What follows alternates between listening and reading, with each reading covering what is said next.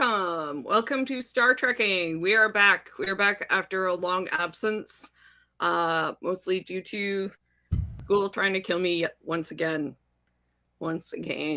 Well, yeah, you graduated and started a whole year within a week of graduation. So within two. Well, it was 3 weeks, but technically 2 weeks. But yeah, I did not give myself much of a break. You are correct on that, Green. You are correct on that. So yeah, it's true. I graduated after about 20 years of going to school on and off, and then I started a master's program within about 3 weeks of that. So it's not something I would recommend ever. Don't do it. And if I may be going directly into a PhD program after that, so I'm going to try and build in a break because I don't want to die. Anyway, how long are you going to be doing your master's? It's a year master's. Okay. So good times. Good times. I did a BA program, but then I dropped out. I dropped out many times, my friend. Now I work at a hardware store. Many times. I dropped out 3 or 4 times. So you can always go back. This is I'm getting back into painting now, so we'll see. Maybe I'll go back, but I went to like the most expensive art school in Canada. I don't have $9,000 per tuition just laying around.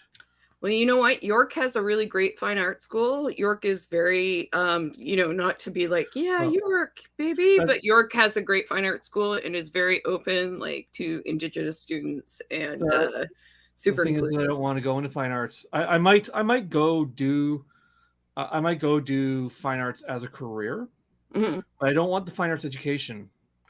I want the technical illustration education. That's a good idea. Yeah. So, which is what Sheridan was, but Sheridan is big time expensive. Well, actually, I should look at OCAD. I wonder what OCAD. There's also TMU. There's also TMU. TMU for architecture. Yeah. Yeah, I have some friends who went to architecture school there, so they probably have some good drawing programs as well. Anyway, we should introduce ourselves. Hello, I'm Nicole. Hello. I am, my pronouns are she, her. I am in the East End of Toronto. And as I said, I am doing a degree in now science and technology studies. So, hey, I am a good person to be talking about Star Trek. And across the city in the West End. Green. Yes. As I said, I used to go to college, then I dropped out. Now I run a hardware store. And many role-playing games. And watch lots of Star Trek. And run many role-playing games. Yes. Run 5, play in 2. Yes. That keeps a person busy. Lots of work there. It's basically my only social life since COVID because I don't go to bars or anything anymore. It is a little weird. I was in a restaurant last night and we were on the patio upstairs and it was nice because it was like mostly covered but open as well. So that was more comfortable. But not a lot of masking going on in the main restaurant. Don't know how I'm feeling about that these days. Yeah. It's interesting. We'll see how it goes. Anyway, we have been away for a while. Yes, we did the first episode of Lower Decks, and then we kind of had an unexpected hiatus. Now we're back, and Lower Decks only has 1 episode left. Yes, and it should be quite an episode. Should be interesting. But also, as we were discussing just before the stream started, we have Prodigy starting up again. So yeah. I mean, I figured Prodigy would go right after, because I figured Prodigy would get started right around now. Although I thought that there might be a week gap between Lower Decks and Prodigy. So I think how it's going to happen is it'll be Lower Decks will end, Prodigy will start, and then we'll probably get Discovery as soon as Prodigy ends. Because they're definitely ramping up to start releasing the new episodes of Discovery. For sure. And then it just seems like then we'll get the series finale for Picard. Mm-hmm. And Yeah, then the season 2 of Strange New Worlds. It just really seems like they're scheduling it so there's not a time where we were without Star Trek.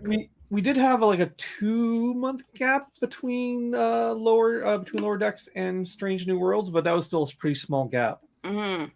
So it should be interesting to see like what happens and how long a gap we have over the next little while. And if they end up doing that. I wouldn't be surprised if we get more than I don't expect more than a single month gap between any of them. Mm-hmm. So, as we said, we watched the first episode, which was which is kind of interesting in retrospect. I don't even remember it anymore. Well, interesting in retrospect when you think about it, because it was when you think about it, because we have the bookends now of the penultimate episode and the first episode. The first episode where Freeman was cleared of all charges, and Mariner was concerned and feeling like she had to save the day and, handle everything when everyone was saying kind of put your trust into the system. She was not cool with that. And in the end, the system worked out and Freeman was cleared. And now we have this most recent episode where Freeman couldn't trust that Mariner was going to do the right thing. And no one else did. Actually, no one trusted the Mariner would do the right thing. Yeah, well, everyone's like, "Oh, he made us look bad." I mean, if I had any complaint about this episode, the most recent episode, and I think we'll probably go through all the episodes of the season. But if I had any major complaint about the most recent episode, it was a bit on the predictable side. Yeah, a little bit. I mean, yeah, I think it's just not acknowledging sort of certain things about Mariner that have changed, but I mean at the same time I can see where her mom would come from with that. Like the fact that there wasn't any conversation between Mariner's mom and Mariner would be like, just say good things. Yeah, or anything, or it seemed like even Jack was kind of shocked by her, immediately going to, Starbase 80 time, which is interesting. So yeah, we'll get there, but let's go back to the beginning. So the second episode was The Least Dangerous Game, which was a super fun episode where Boimler, where it's not only we not only had the D&D and Star Trek the interactive video game mashup, but also Boimler decides to say yes to more opportunities to become Bold Boimler, which is a through line through the whole season. Mm-hmm. And it's a good through line. I mean, even though Tendi seems to be really concerned about this whole thing and is like, no, it's okay to be moderate. It really does work out for him. I think it works out well for him, and I'm like, there's nothing wrong with being like, yeah, I'm gonna take opportunities and say yes to things. Like, I think that's not a bad thing to lean into. It genuinely improves him as a character. It really does. And one of my favorite things in the episode is Star Trek the interactive video game, because this is a game that I actually played when I was, I gotta say, super fucking high. Like we were doing, it was like in Peterborough, we were doing bucket tokes with hash. It was a long night. And you have to wear these stickers. They have stickers that are your comm badges that you get for everyone. And you're supposed to hit your comm badges when you say, yes, Captain Kavak. And so people were hitting them pretty hard. And it's like, ow, I have a bruise the next day sort of thing. It was pretty funny. It's like Nightmare. It's like playing, Nightmare. Yeah, I thought it was going to be more of a D&D thing when they originally, like, when it really showed up. But, like, I was like, oh, it's one of these games. Yeah, it's exactly like one of those games, and there's like the one of the dudes who played like Gowron or something like that was the guy who recorded it. It's freaking hilarious. It's the word. There's always like, you, the youngest one, you must do this, you worm. It's always like, it's fun. It's a ridiculous game. So Unrelated. I Yeah. totally want a Haunting a Hill House style. No, sorry, House on Haunted Hill style Star Trek game. Oh my god, that would be hilarious. But we should totally play it sometime. I would love to play it like on stream or something like that. It's super, super funny. Because it's like an hour game. You just set the thing to go, and I think it's on YouTube. So absolutely, I mean, yeah. So one of my favorite things on this was Cranch, and how Boimler is like freaking out because he's being hunted by Cranch, and he pulls aside Carol, and Carol's like, "Oh no, not one of my people are being hunted," and then she's like, "Oh, Cranch, belay that order. No, he was lovely. We had a great time at brunch and blah, blah, blah. And oh, I think he's coming. You better run now. He's good." And then Cringe comes crawling along the ceiling and he goes, "Thanks for the mimosas." Every time I see that, I just come apart. It's the funniest thing I've ever seen. Like, and she's like, "Oh, you're welcome. What a lovely guy." I'm just like, and so my whole thing has been like, so is he day drunk when he's doing this? His Cranch, like when he went up and he's like, "You are my prey," and like he's backing away from Boimler. Was he day drunk? Was he wasted on mimosas? Is this how he's hunting Boimler? I mean, he knows Boimler isn't much prey, so he gotta give the guy an edge somehow. It's so true. That's why he was giving his pointers afterwards. He's like, you can't really just come out and say the hunter has become the hunted. You just have to do it.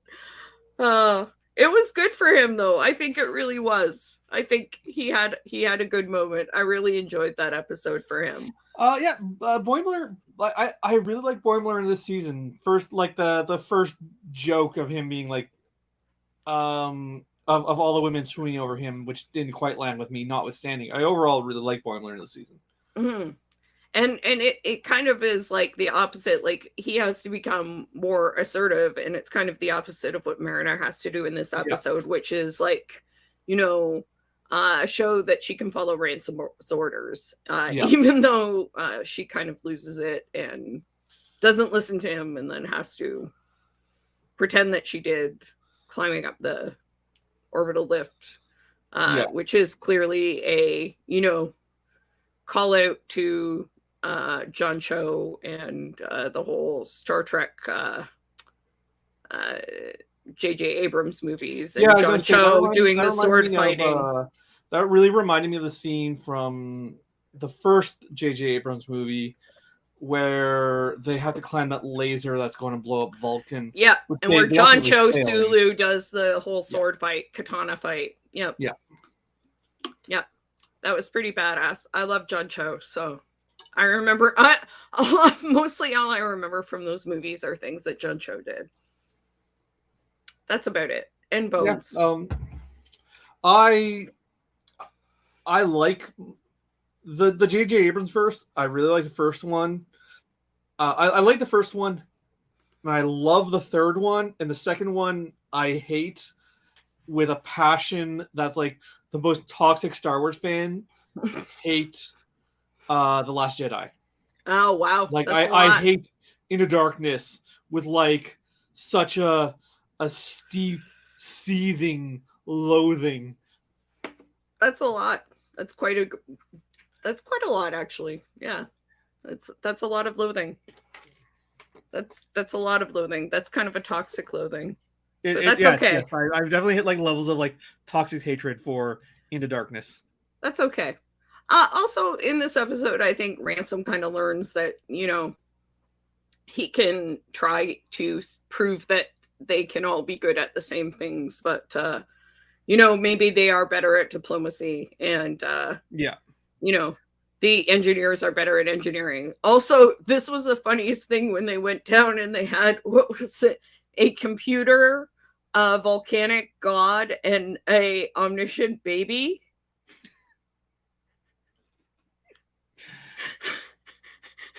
Yes. And Yes, they that did listened to happen. Ransom because he ripped off his shirt. That is a thing that happened. Yes. Yeah. Yeah. I was killing this was a really funny episode. Like, I mean, it would be impossible to do it justice by talking about, like, the final scene is just, it's So over the top. ridiculous. Yeah. It's a mashup of some of the most ridiculous, like, it's Mariner is like, really? Like, they're like, don't mock our way of life. What was it? It is a system of checks and balances. That's what the volcano says.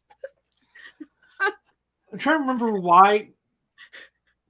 I haven't watched it since it aired. I got the feeling you've watched it more recently. Yeah, we watched it recently, and it provides a system of checks and balances. That's what I'm trying to remember why they turned against the engineers. Oh, because they took off their shirt. They went into the temple. They went into the temple with their belly buttons covered, and then they exposed them at the wrong time, basically. Okay, so it was belly buttons. I was right. It was belly buttons, yeah. But they were impressed by his pecs for some reason. By Ransom's rippling muscles. Yes. Not Ransom, sorry, by what's his nuts? The second command, number 1. Ransom, yeah. Yeah, Ransom. Okay. Yeah, Ransom. By Ransom's like rippling pecs. Yes. Yeah. Yep. As people so often are. Yes. Yeah, I did go back and rewatch a couple episodes, but I didn't watch all of them. That was one of the ones I didn't watch. I mean, rewatching at least the finale, the final few moments is worth it just for that ridiculousness. That was pretty good. I enjoyed that a lot. So, anything else about this episode that you want to mention? Other than the fact that I like it's because I haven't rewatched this one. I remember it. I definitely remember it fondly, but I feel like a lot of the details on it. Although I do remember the skydiving scene cracking me up. Yeah, it had a lot of good call outs to the movies and to various like shows of the past, as did the first episode as well. Like I think that's been a through line for the whole season as well, is just a lot of really nice call outs visually and in terms of actions, but like especially visually to the J.J. Abrams Star Trek movies, the Star Trek movies, these old Star Trek movies, TOS, TNG, DS9, as we'll talk about. DS9 got a whole episode, so. Yeah, exactly.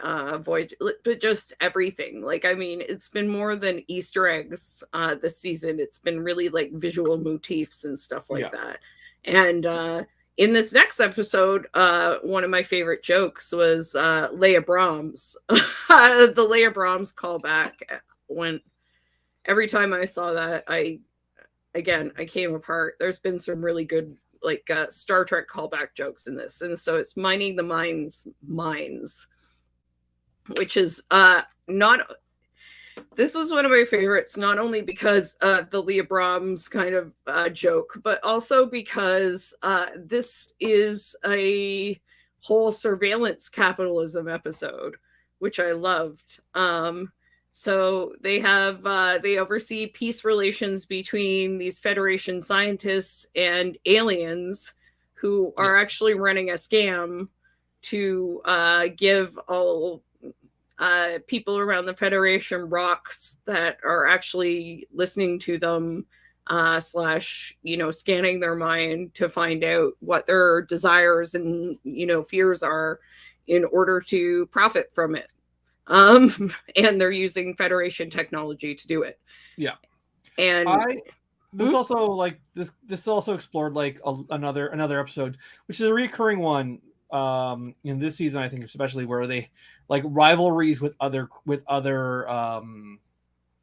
divisions within the Starfleet. Like, because there's that other ship where they're like, we're gonna do better than you, and they think that, and like misunderstandings. Like, a Yes, lot of the yes. humor in the show comes from the Pacific Northwest. It's actually another California class called the Carlsbad. Yeah. Yes. And they're like, the Carlsbad's like they think that the Carlsbad thinks they're better than them, but really the Carlsbad like idolizes them. Mm-hmm. And they kind of have an analog on.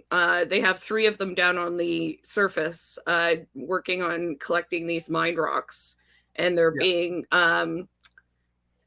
supervised by.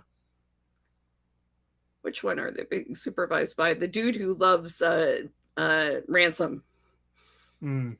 Anyway, because it's everyone but Tendi, because Tendi is spending her first day of senior science or officer training, and she's under the psychiatrist, which she's freaking out about. But it turns out she's the perfect person to be doing this, because she uncovers the whole, after she gets the guts to actually intervene in the situation, which Migli Mo keeps telling her she needs to do. She needs to be the voice of science and tell the, senior officers what the science division thinks. Yeah. She's the one who uncovers that there are, anomalous readings coming from the rocks. Yeah, meanwhile, they're trying to bug the captain's quarters. Yep. With a shitty gift. With the mind rock, basically, so they can. That was a storyline I found really frustrating, but had a good payoff.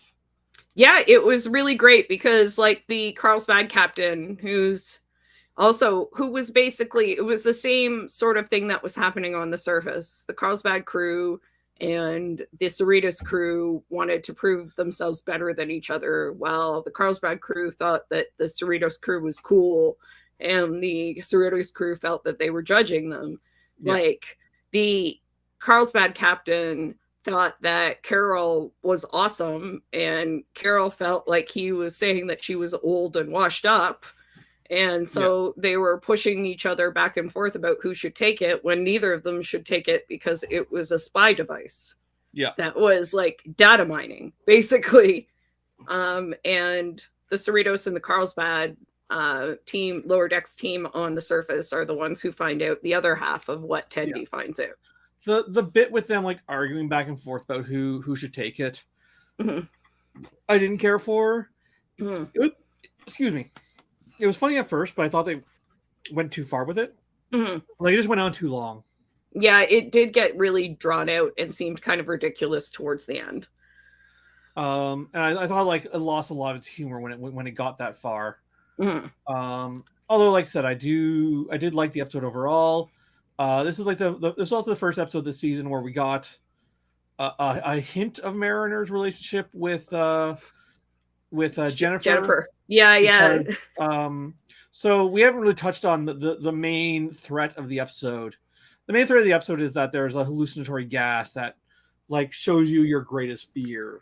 Well, the mind rocks will show you your greatest fantasy, and when they open, they show you your nightmares, right? Yeah.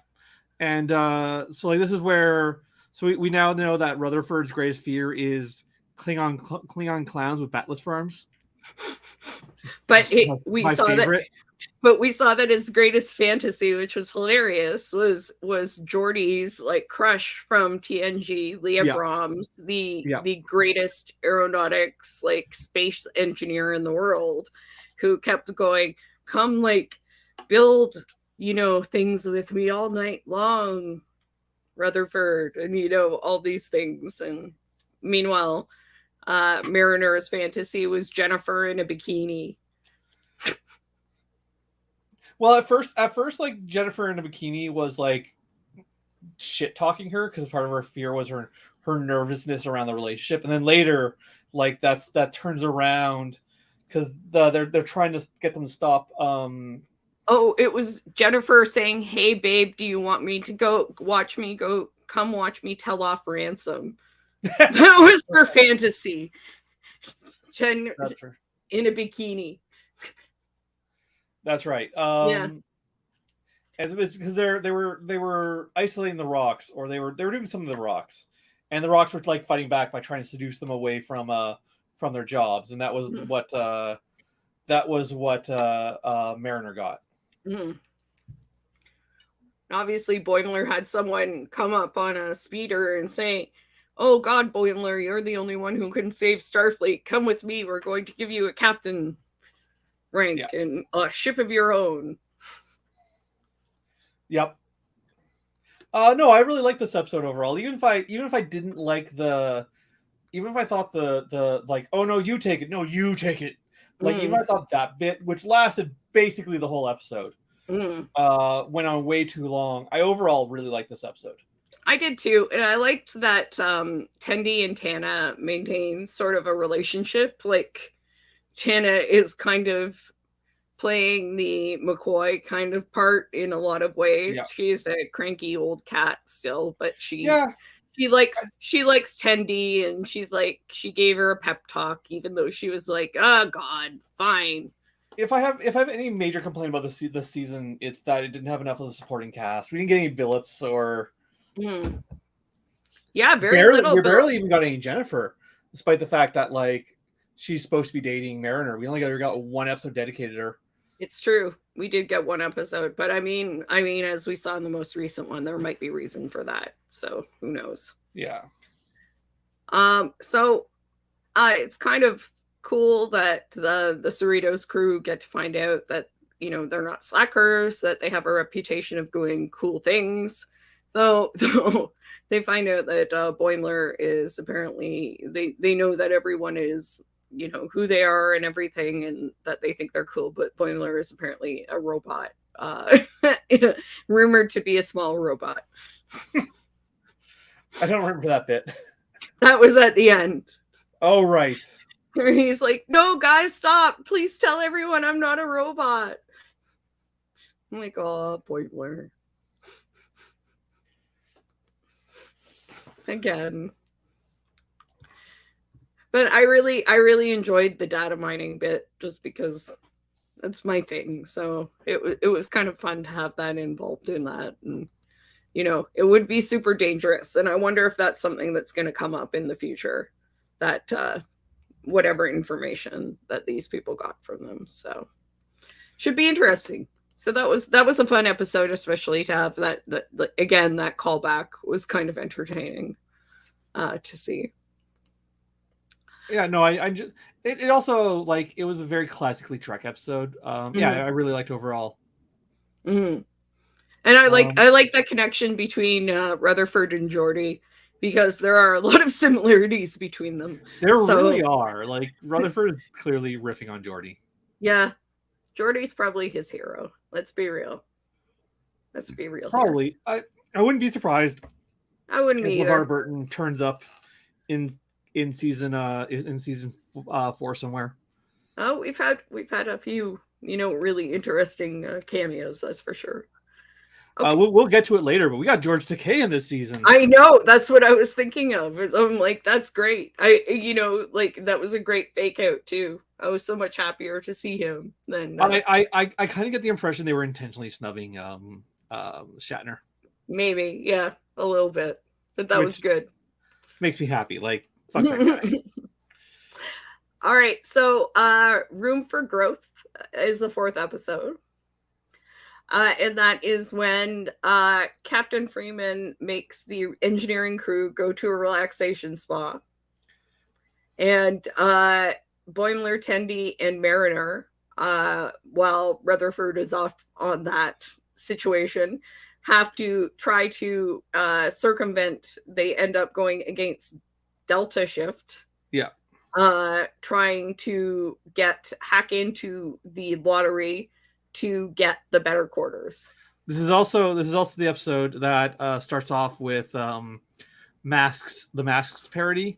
Yes, where Carol Freeman has been taken over by a mask very similar to the one that Data was wearing, and has a similar name, I believe. Stuff like transforming the ship. And she's like, "That wasn't me, that was Manuki." Transforming the ship and everything. Yep. They're like, we had another situation where someone was taken over. So that was kind of fun. But that's so yeah. So like the A plot is that, or B plot rather. A plot is that Carol takes her engineering crew because they're all stressed out to a relaxation spa. B plot is that like Carol killed some dude when she was Manuki, and now her room has opened up, and so there is a big fight between Delta and Beta Shift as to who gets that room. Yeah, and like the funniest thing I think really about this, four rooms. No, there was one room. But that was one room is available. One room is available. They think it's 4. It's only later that they learn it's only 1. No, they know it's only 1. They think that they'll get it for one of them, but they learn later that they realize later that they could have split it between the 4 of them, which Delta Shift does. Because that's Delta Shift's plan. Yeah, but they decided instead to make sure that, you know, none of them would get it because they didn't want to be split apart. That's right. Right. I could have sworn they thought it was. I could have sworn through most of the episode they thought it was 4, and they only learned after they hacked it. Oh yeah, they thought there was more than one room, I believe. Yeah, but yeah, and it's only when they get to the hacking job where they're like, there's only one room. Yes, yeah. It says they break free and see that only one room is available. And then Delta Shift's like, oh, we're just going to hack it all. We're just going to share it between the 4 of us. Fuck you. Yeah. And so they do that. So they sabotage themselves. And the funniest thing is when Rutherford gets back, they're like, why the hell didn't you? Rutherford is like, why the hell didn't you just hack it and get the room for the 4 of us? Yeah. Rutherford is mad at them for not doing it. I also figured, like, how easy. Once again, I'm like, Mariner now has this new girlfriend. You'd think she'd want the room for herself just to have the privacy to spend the night with her girlfriend. It seems like Jennifer has her own room, though. We find out later, so maybe that's got something to do with it. That private room isn't Jennifer's. That's one of Jennifer's friends. Oh, the one who's always like, I just rewatched that episode before we streamed. Oh, okay. It's because that's the one who's hosting the salon, who is like, right. Angry at Mariner for not respecting the spirit of her space. Oh, right. That's true. Yeah, I would be surprised. So, yeah, this was not a bad episode. I thought, like, I think it's interesting that they had an episode that kind of said, you know, you can't really tell people what process they need to have, sort of, right? Like how they need to relax, how they need to go about things, right? Like just because you do things your way doesn't mean, you know, they do things their way or whatever. And like they just let them solve their own problems in their own way. Because like in the end, the engineers come up with, you know, a stress relief machine, right? Like they're like, we've optimized this whole process. We just needed time to do it. The engineers become less stressed when they're working, and that's the whole bit. Well, they needed a problem. I think they needed a problem that wasn't their work too, right? You know, that they needed a problem that was a different problem, that was not a work problem, that was a fun problem. Yeah, you know? But then it turns out that Carol's the one who's actually super stressed. Mm-hmm. And she's probably stressing everyone out around her, right? Yeah. And they ultimately keep her in the relaxation center because she's so stressed out. Did they keep her or did they just run her through the machine? Well, the engineers make the machine and then they run her through and then she de-stresses. Yeah. They were going to keep her there. Yeah, that's right. And it's funny because like then the person who runs the spa has a breakdown and they call back to that in this episode, most recent one. That's in the news report. That's the person who had the heart attack. I missed that. Yeah. The drill instructor, I believe. Yeah. I didn't catch that one at all. Mm-hmm. But yeah, like solid episode. We also, this is where like there were some good but there were some good parts of the episode. Like we see Shax and the Doctor, a bit of Shax and the Doctor's sex life. Oh god, yeah, no one wants to see. That was really funny in the holodeck. Yeah. And them talking about their feelings and whatever. It was pretty funny. While they're shooting down like 1930s Earth gangsters. Yeah, and they're like, turn off the safety protocols. It's hilarious. Yeah, it was really interesting, and of course they have the rivalry with Delta Shift to screw them over. I really liked the, even if Delta Shift ultimately screwed them over. I did like I really liked the scene of Delta Shift and Beta Shift bonding. Yeah, it was a nice thing. It was a nice change. I'd like to see more of that for sure. I mean, I think this was like an episode that there was like less to talk about, but it was still an enjoyable episode. Well, I mean, it had I like, there's actually a lot to talk about on it. It's just everything's really compartmentalized, because like there's all these little bits as they're trying to get to the hacking, right? Because there's like when they all get really high. Oh yeah. Because they lose all their oxygen. Yeah. Well, there's some sort of chemical in the air because they're in like hydroponics or something, and like the chemical is hallucinatory, so they all get real fucking high. And so them trying to navigate this problem while tripping balls. Oh, I forgot about when Cranch was in the episode where Boimler was Bold Boimler. When Cranch was stalking him, he jumped in the pool with the whales, and they were like, "Not cool, Boimler, get out of here with dirty shoes." And I thought you would have enjoyed that one. Yes. I thought you probably liked that. I laughed my head off. He jumped the citations ops. Yeah, station ops, when he was like, "Not cool, Boimler, get out of here with dirty shoes." I'm always happy when citation ops shows up. They're around a lot. They were like, hey, buddy, you want to go for a swim? And then he jumped in, and their faces were angry little faces. And they were like, "Not cool coming in here with dirty shoes, Boimler." Yeah. They're like horny little fuckers. They were so funny.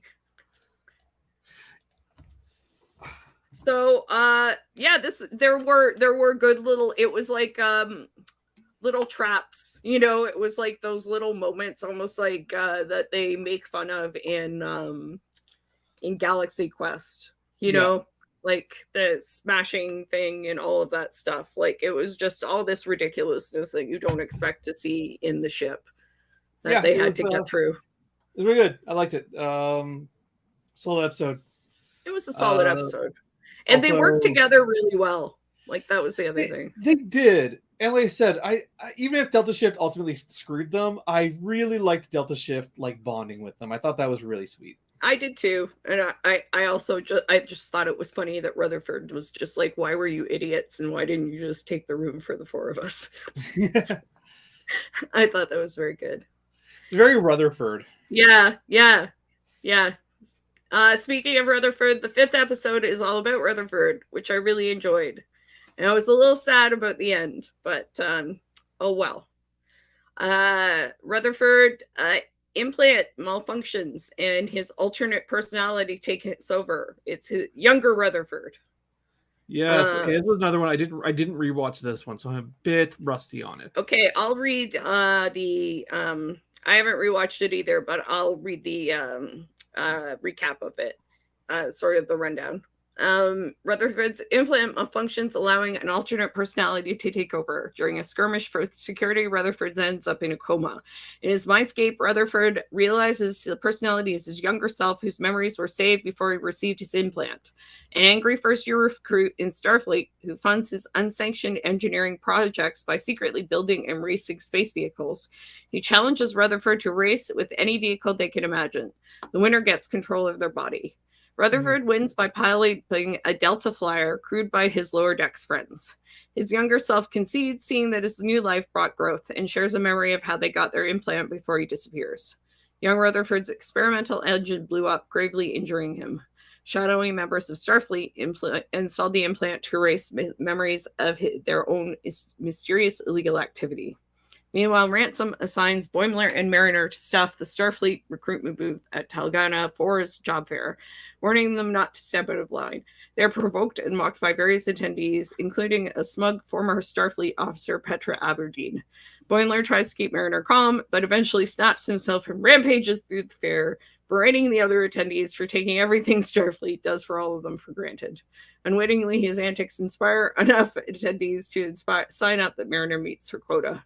Later, Ransom punishes Boimler with a night into the brig, but commends him for defending Starfleet. Mariner receives communication from Aberdeen, who apologizes, but offers her a job if she ever finds Starfleet too confining. Which gets called back later. Mm-hmm. So, I really enjoyed this episode because they've been kind of calling out to this and foreshadowing this for a while, this episode. Yeah, so it's the episode where we finally get some answers of what's going on with Rutherford as an implant. Because, like, there's been... I think Section 31 is going to play a big part in season 4. There's been a lot of sort of indication towards that, we have including... We have two characters like, involved. Yeah, we have two characters now that kind of have we'll talk about William Boimler later, but yeah, we have two characters that kind of have that. Section 31 was potentially funding young Rutherford and may have given him his implants, and then William Boimler. Yeah, if they didn't give him his implants, they definitely did something to his implants. Mm-hmm. One of the two, but they may have been like behind some of this money. They may have stolen his research. We don't know. Yeah. So we get some answers to what's going on with Rutherford there. Not a lot. It's still left very vague. I like it because it's enough that we know there's more going on. Section 31 because we weren't sure if it was Section 31 or if it was maybe the Cardassians. Like we had some other theories too. Yeah, well, it's enough to know. Now we definitely know Section 31. It's enough to know there's something going on with Starfleet, and it's enough to go. There's a lot sketchier than just an implant, right? Like, there's a lot going on here that's not okay. So I remember the Rutherford plot pretty well. It's the B plot I don't remember very well. The one thing I want to say about the Rutherford plot before we move on is the thing I found sad about it is that I was like, if they suppressed part of himself, that part of himself, I was like, when he was like, you win and I'm just going to disappear, the younger Rutherford. I was like, but you both have good aspects, right? Yeah, like you're not a bad guy. You're not evil. There's nothing evil about you. There are good aspects to both. You are both. You're both I don't think that we've person. Seen the last of mind you, I also didn't think we saw the last of Badgie, and we haven't seen Badgie come back yet. So what do I know? Yeah, well, I really hope so because I was like, why can't you merge? Why can't you merge and become like one person? Because you're not my argument was like when we were watching it, you're not a whole person. Yeah. Yeah. I think that sells Rutherford short, but like I do agree that like young Rutherford was kind of a dick, but also like did have a lot of other good qualities. I don't think it sells the person short to say that if you suppress a part of yourself, you're not fully you. Yeah. Like, I mean, I don't think there's anything wrong with him the way he is. I just feel like, if you don't accept every part of yourself. I mean, this might be how we interpret it differently. I didn't take it as him suppressing a part of himself. I took it as him like he's just a different person now. Yeah, maybe he's just saying goodbye to like who he was in the past. Like maybe he's not. But it seemed like the difference I saw was like he was cut off from that. He didn't have an opportunity to say goodbye to it. Although maybe this was his opportunity. Yeah. I don't know. I think we'll see young Rutherford back. I don't think we're done with him. I hope so. I hope it's sort of like a situation where when he needs him, he'll show up and then they can kind of like merge into, something better. And in the B plot, that basically it was a super fun thing. It was just basically like a bunch of job fair booths on Talgana 4. There was also a museum in the background on Talgana 4, and essentially they were next to Petra, who is a super cool ex-Starfleeter officer / archaeologist. So while they were doing that, like Boimler was trying to be cool and trying to keep Mariner cool, and Petra was winding them up, and basically hoping, when Boimler does eventually go off, which is what happens for someone makes a snide remark at the booth, but mostly there have been people coming up and being like, I'm interested in this, and whatever, and Petra keeps making like cracks about Starfleet, like, why would you want do this? They're just going to get you killed, or they do these things, and just pointing out all of the kind of horrible things that Starfleet has done in the past, or colonialist things that Starfleet has done in the past, or why would you want to just work as an ensign for the rest of your life and get assimilated by the Borg, or something like that. And the things that Boimler says when he does go off is pretty funny, but yeah, eventually he stops and loses it. He just freaks out, and when everything does go to shit, Petra sneaks off to the museum, and in the message that she sends Mariner to say, hey, if you're ever interested in helping me out, she also says, well, thanks for the distraction. I was able to pick up these artifacts from the museum while it was, unguarded and no one was paying attention. I was surprised Petra wasn't Vash. She has a very Vash-esque quality. Like, maybe they wanted someone, closer to Mariner's age, because I'm wondering if there might be, like, I'm wondering now. That's what I got. Yeah. I'm wondering if there's like a romantic connection between them now, because that's what I got.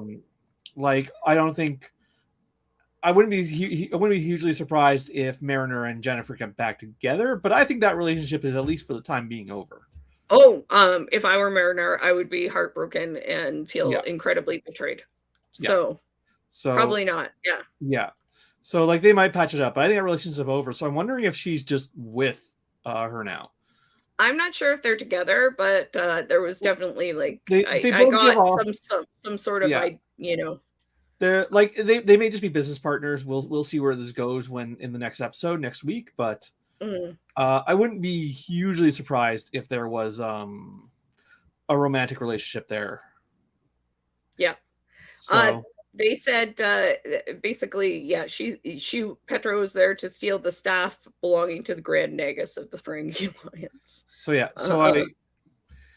So also, like, I wouldn't be shocked if Petra is Vash's daughter. Like, Petra might be half Q and is Vash's and Q's daughter. That wouldn't shock me either. I think she's probably just an archaeologist, but I think she's definitely a Vash. Big Vash energy. Yeah, just big Vash energy, probably. A few things. Tendi apparently signed up for Starfleet through a recruitment booth like that one. And one of the things that Boimler yells about when he's like freaking out and destroying the booths is that he failed the Kobayashi Maru 17 times. Yep. Mm-hmm. They start mocking. Oh, that's what happens. They mock them for changing uniforms all the time, and then someone takes off his pip. Right. And tosses it away, and the pip is what, he's not allowed to leave the booth, but he has to leave the booth to get the pip. No, and that's what causes his breakdown. He causes his breakdown because the dude takes off his pip. He's like, "You don't know what I did to get that." That is worth something. You don't know what I did to get that. I failed the Kobayashi Maru 17 times. Is our comment section not working? Sorry? I was going to post a GIF in the comment section, but I'll post it in the private chat. But I can't. There's no. You can. It's fine. I'm not sure. I'm not sure if you can send gifts in Twitch chat. I do it on my own. It's not a big deal. It might not work through StreamYard. I've never tried. I do it all the time on the IAF chat, but it's fine. It's not a big deal. It's just a GIF of Boimler flipping a table. Okay, I may have blocked that. I don't know. I have no idea. I may have blocked that ability just to save no big deal. any problems. Who knows? Anyway. So yes, flipping in the table, indeed. And I thought it was pretty cool that Ransom put him in the brig, but was like also like, good job, buddy. You know, you should do that. I was not surprised either that that Mariner saved her number. I didn't expect it to pay off as quickly as it did. Yeah, like usually, if anything, things we predict pay off way later than we expect. This is the other way around. Mm-hmm. Mm-hmm. Yeah, usually it's I suppose it's kind of a nice difference. I didn't think I would see Petra very soon again. I found her kind of amusing. I really liked a lot of the cracks she made. They were quite funny. She was the sort of thing where like, oh, she's going back in a season or two. Yeah. But she was back this season. Yeah, for sure. All right, do you want to move on to the next episode? Next episode I remember very well because I watched it immediately before we went live. Oh, for sure. Yeah. I'm just trying to see if there's anything that I can find that she mentioned in particular. Oh, this is the first time this season that Mariner and Boimler are threatened to be transferred to Starbase 80 in this episode. Oh, okay. So that's I didn't realize that was foreshadowed. Ransom threatens to transfer them both to Starbase 80 if they aren't successful in sharing the goodwill of Starfleet at the recruitment booth. Oh my god, the Collector's Booth Guild has the Data's painting of Spot. I didn't miss that completely. That's pretty cool. I also did not catch that. I didn't catch that at all. Not once. Though I did see a collector, like the same one who stole Data. So I was like, watch that guy. Not cool.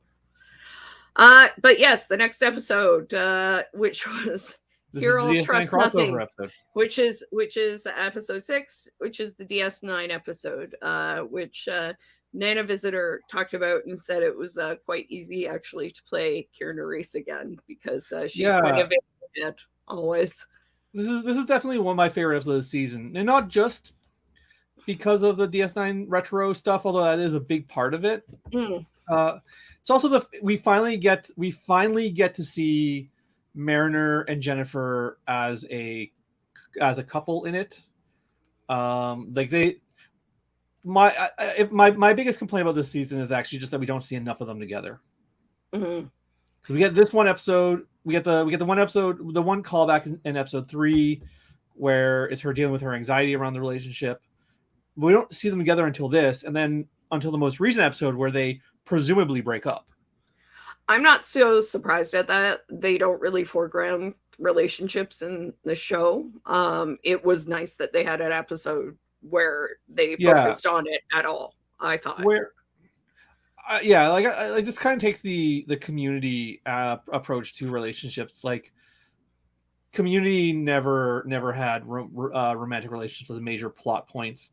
Like in Community, there's the one episode where Abed has a girlfriend, and you don't see her again. Mm. Which I actually think I also think was a mistake on Community's part, to be fair. Yeah, I mean, I don't know if it's great or not, but it is what it is. I kind of accept it. So I was like, it's nice that Jennifer was around and that they had a whole episode where, Jennifer and Mariner were doing something together and she had anxiety about being around her friends. Although I don't even need a full episode dedicated to Jennifer. I just would like to have been around, like an acknowledgement of her periodically here and there. Mm-hmm. Yeah. I feel like they paid about as much attention to her as they did to Boimler's girlfriend.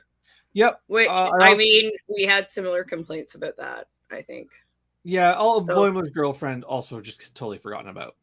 Yep. Which that's how much she was around. Yeah. So,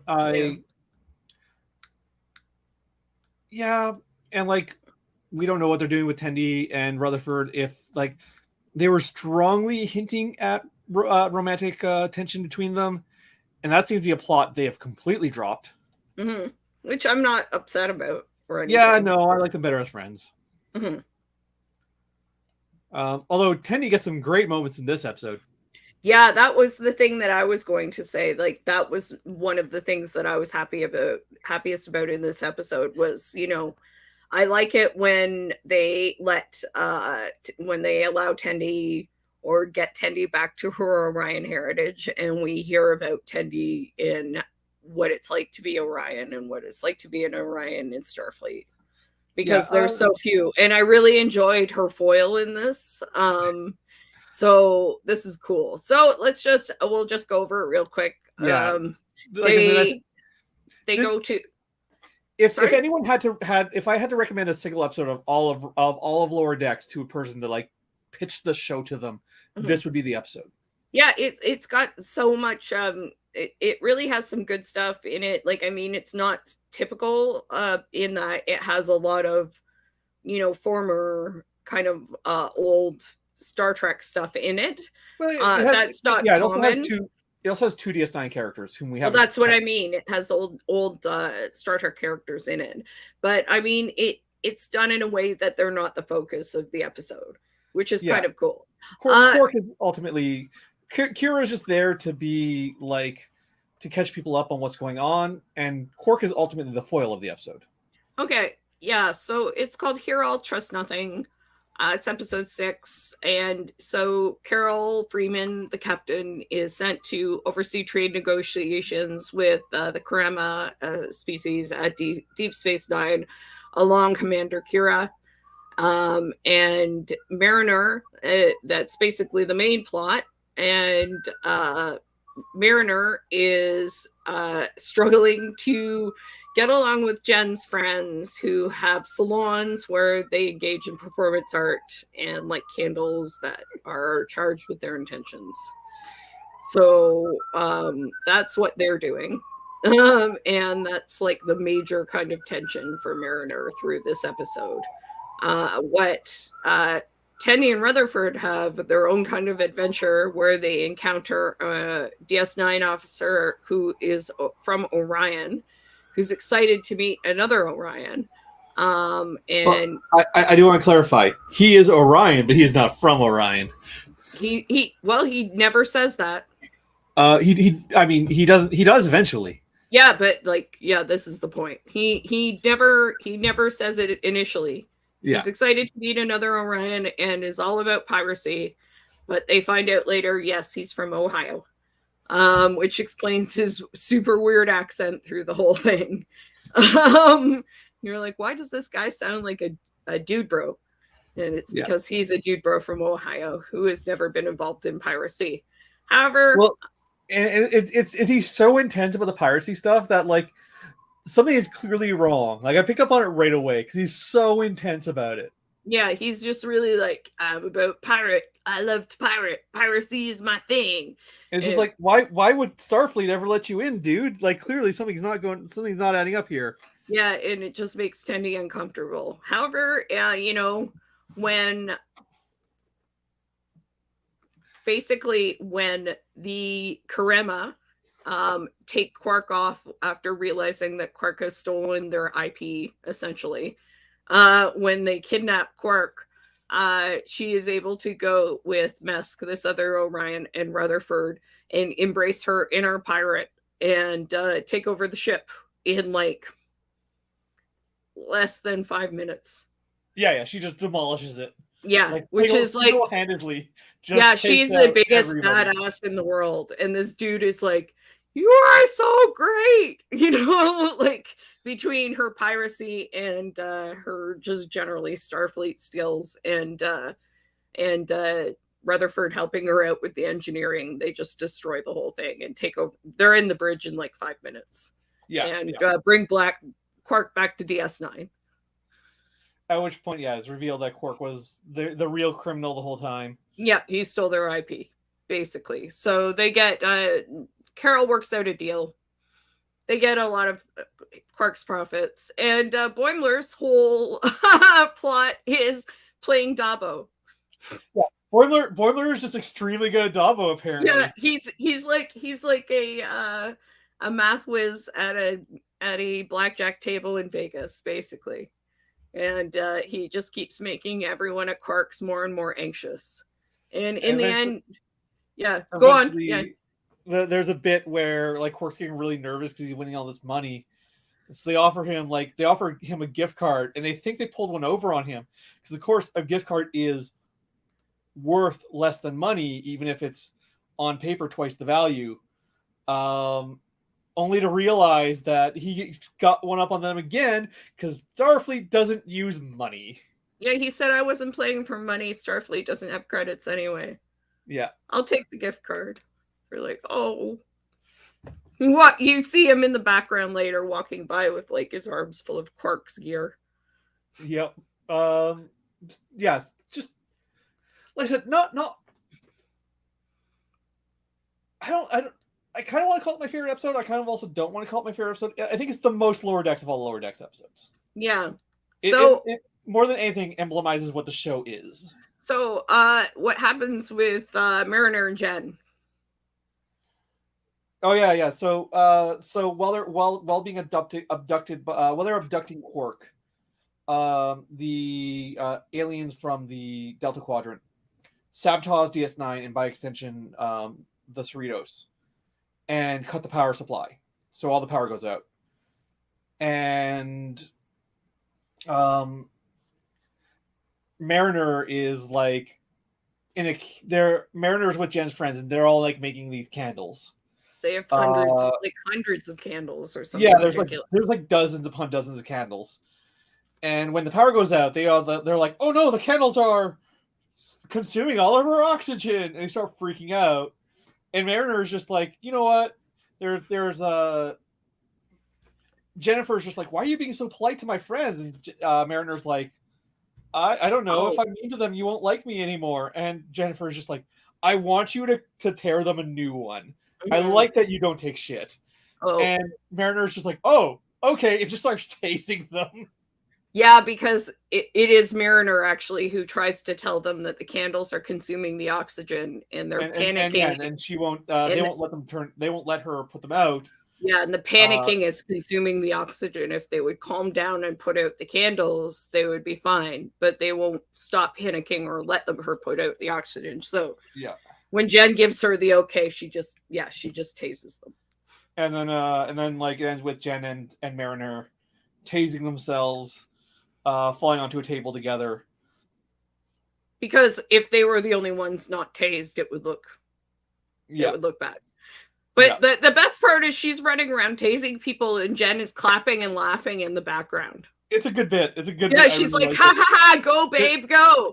Jen clearly has some issues with her friends. Yeah, she was like, I want you to tear them a new one. And she's like, great. And she's tasing them, and these women are running and screaming, and Jen is clapping and laughing and cheering her on. That's the best part.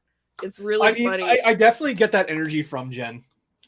She's a bit of a she's as someone said on the podcast about Interview with a Vampire, about Lestat, I think Jen is a messy bitch who loves drama.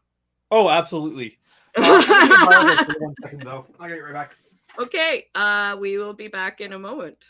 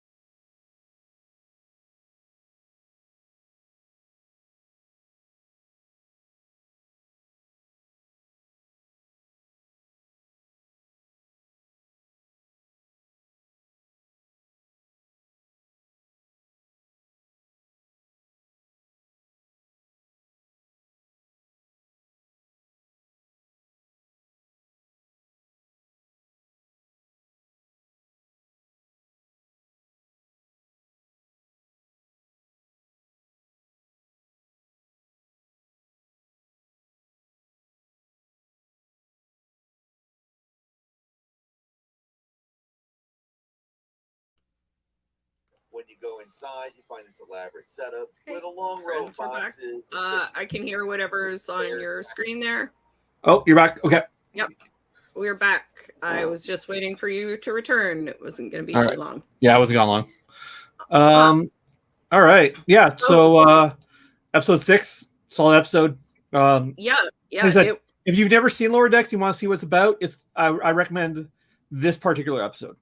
About the Orion, I was just thinking the best way to describe the way Masks behaves is if someone was French and had never met a French person, but only knew of what French people were like from Tintin books. Yes. Basically, and TV shows. He specifically says the only thing I know about Orions is I've learned from Hollow novels, and not even the good ones, the one with boobies on the cover. One with boobies on the cover. Yes, exactly. So not even Tintin novels. Something with boobies on the cover that's French. You know. It's like it's like he learned about. It's like he learned to be an Orion from from reading like Bodice Bursters. Yeah, from Bodice Rippers, basically, or from like boys, trashy boys novels with like I don't know what the equivalent is. Something like that, something trashy. And there was one other. Oh, just the opening. The opening is worth watching of this episode, just because this is really good. Just just keep circling. Yeah, it really is a good good send up of the DS9 opening credits. And man, when that like DS9 theme music hits, it's just oh my god, right in nostalgia. Oh, and Shax and Kira is a really wonderful bit. Yeah, that's like the F plot. Shax and Kira is like the F plot. Yeah, Nana Visitor described it as she was like just Kira constantly trying to one up an old friend of hers. Yeah, well, that's what it is. Yeah, and that's essentially what it is. It's like who saved whose life the most, you know? But it's the other way around. Like each of them are trying to one up each other in like being humble. Yeah, exactly. No, you saved my life more. No, you saved my life more times. No. But that was a worse situation. We were both tied up that time. It doesn't count. Yeah, exactly. They were really, really funny. I really enjoyed it. And then she like scams him into admitting that, he saved her and, she owes him. And he was like super, super mad about it. So I really loved it. Kira! Like, it was so good. I mean, Shax really is one of my favorite characters on this show. I really like Shax. I love Shax so much. I mean, I hope he keeps coming back. I'm coming, baby bear. I hope, every time they kill him, I'm like, bring him back. You can keep killing him as long as you bring him back. That's all I care about. Shax is a beautiful, beautiful thing. Okay, so we go on to oh, I loved this episode so much. Episode 7, A Mathematically Perfect Redemption. Oh, Peanut Hamper. Oh, so this episode was weird. It was so weird, but my God, is this my sense of humor, friends?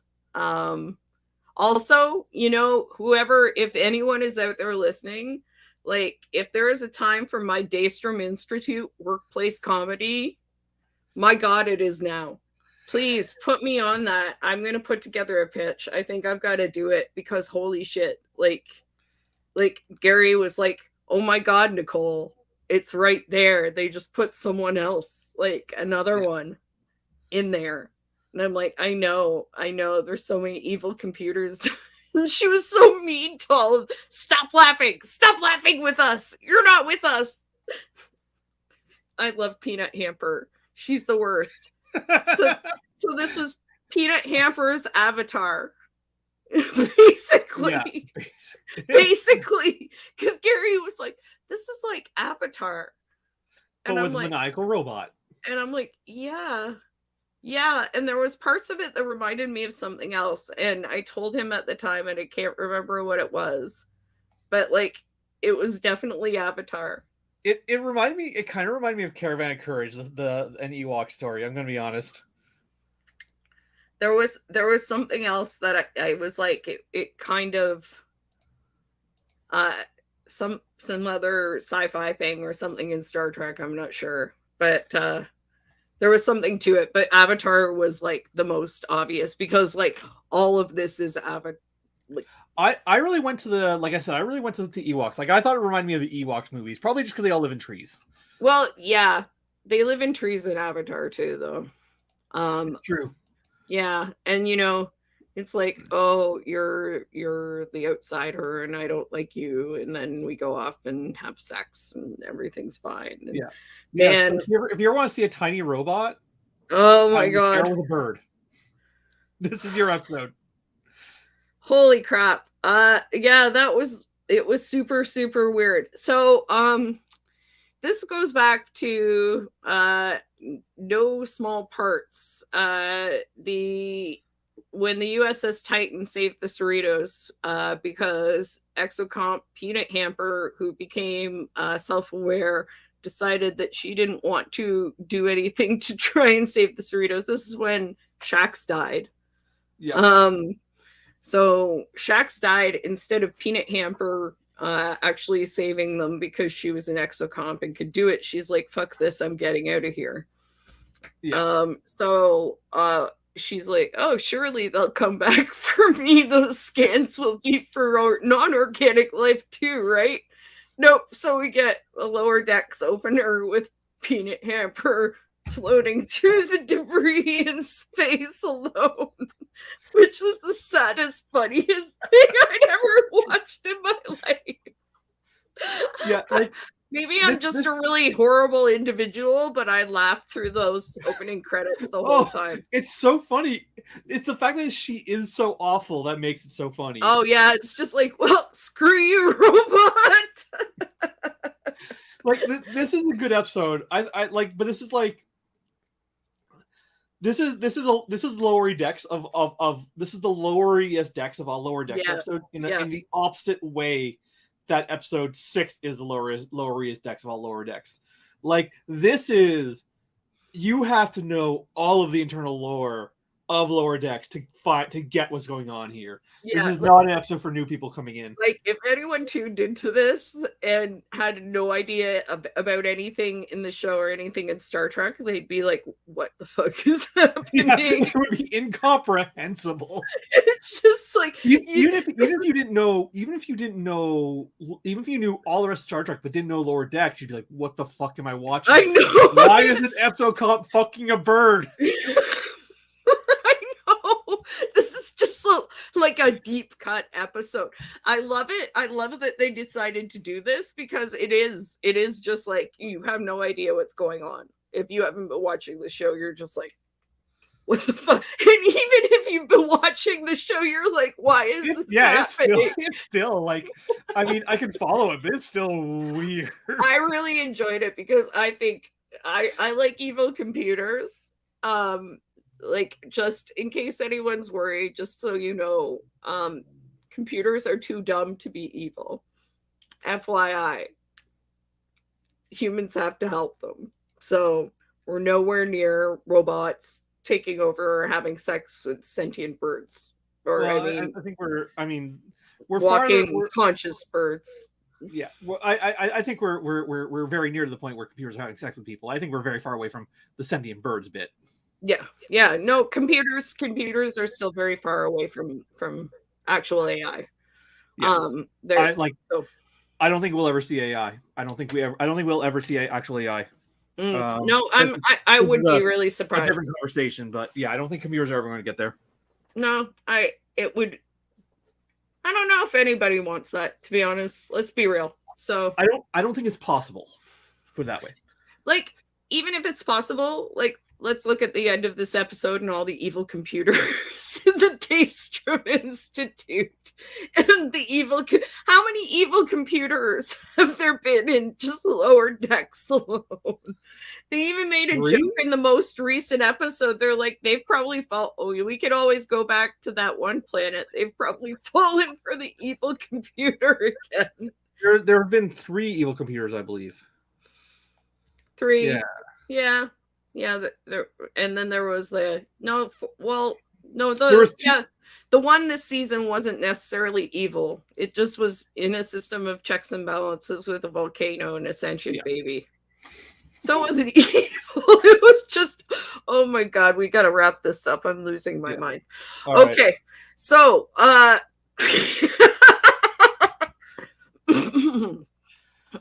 So anyways, I'll get through the No, we'll get through this. I'll just say it quickly. So I've got this in front of me. So Peanut Hamper barely escapes the Drukmani scavengers in a ship she built.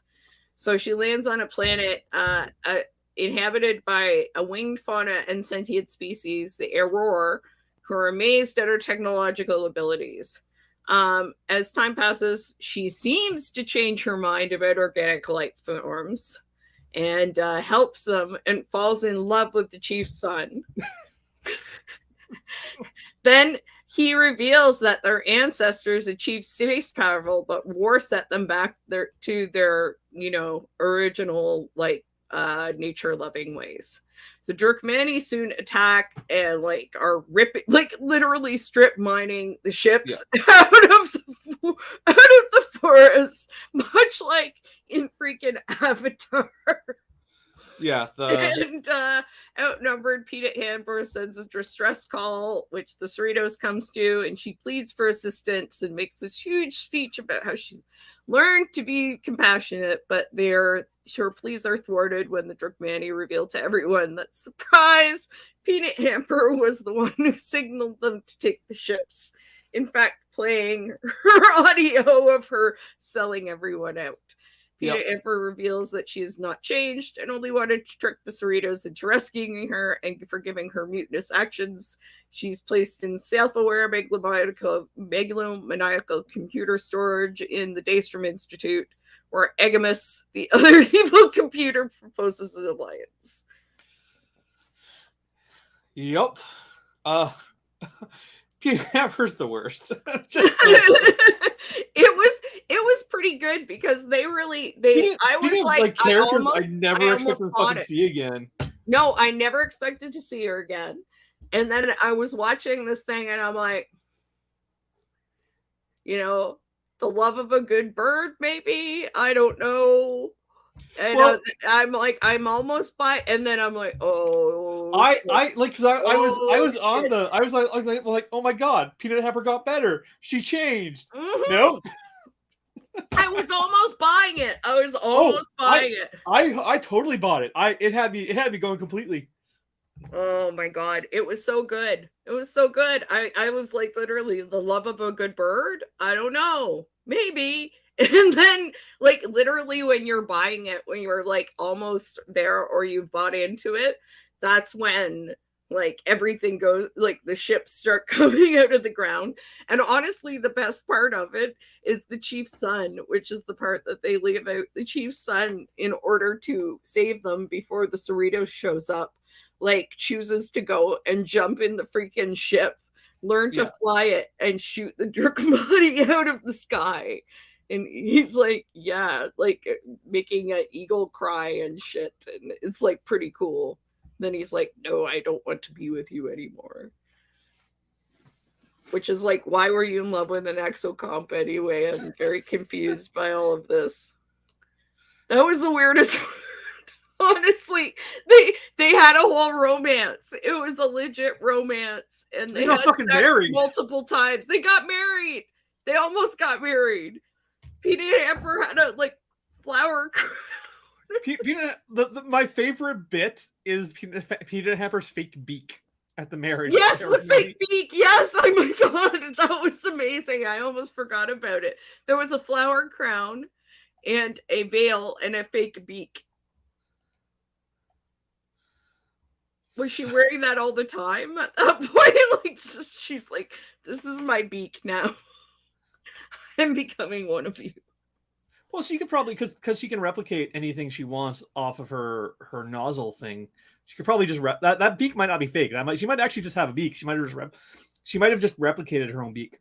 Yeah, and that's basically what she was doing. She was like replicating like antibiotics and stuff like that and saving people. And they were like, oh, it's magic. And she's like, yeah, it's medicine, whatever. You know? And she was being really horrible about it too most of the time. It was pretty like everyone was like, oh, you're such an amazing person. And she's like, it's science. Shut the fuck up. Oh, this episode was so weird. It was so weird. It was so weird. And it was really fun to see at the end the Cerritos crew show up and just be like, no. Like, and they're like, she was like pleading with them to take her away and like help her out. And they're like, no, you're going to prison. You're a terrible person.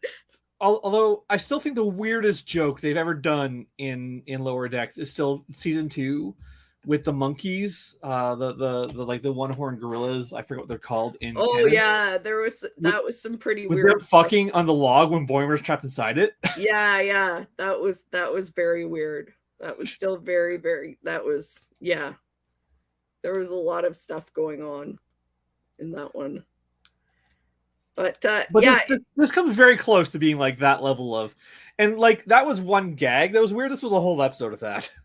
Yeah, it was very strange. But it was also funny when she found all of the when she did find out they had technology, and she's like, "Oh, I guess I haven't violated the Prime Directive."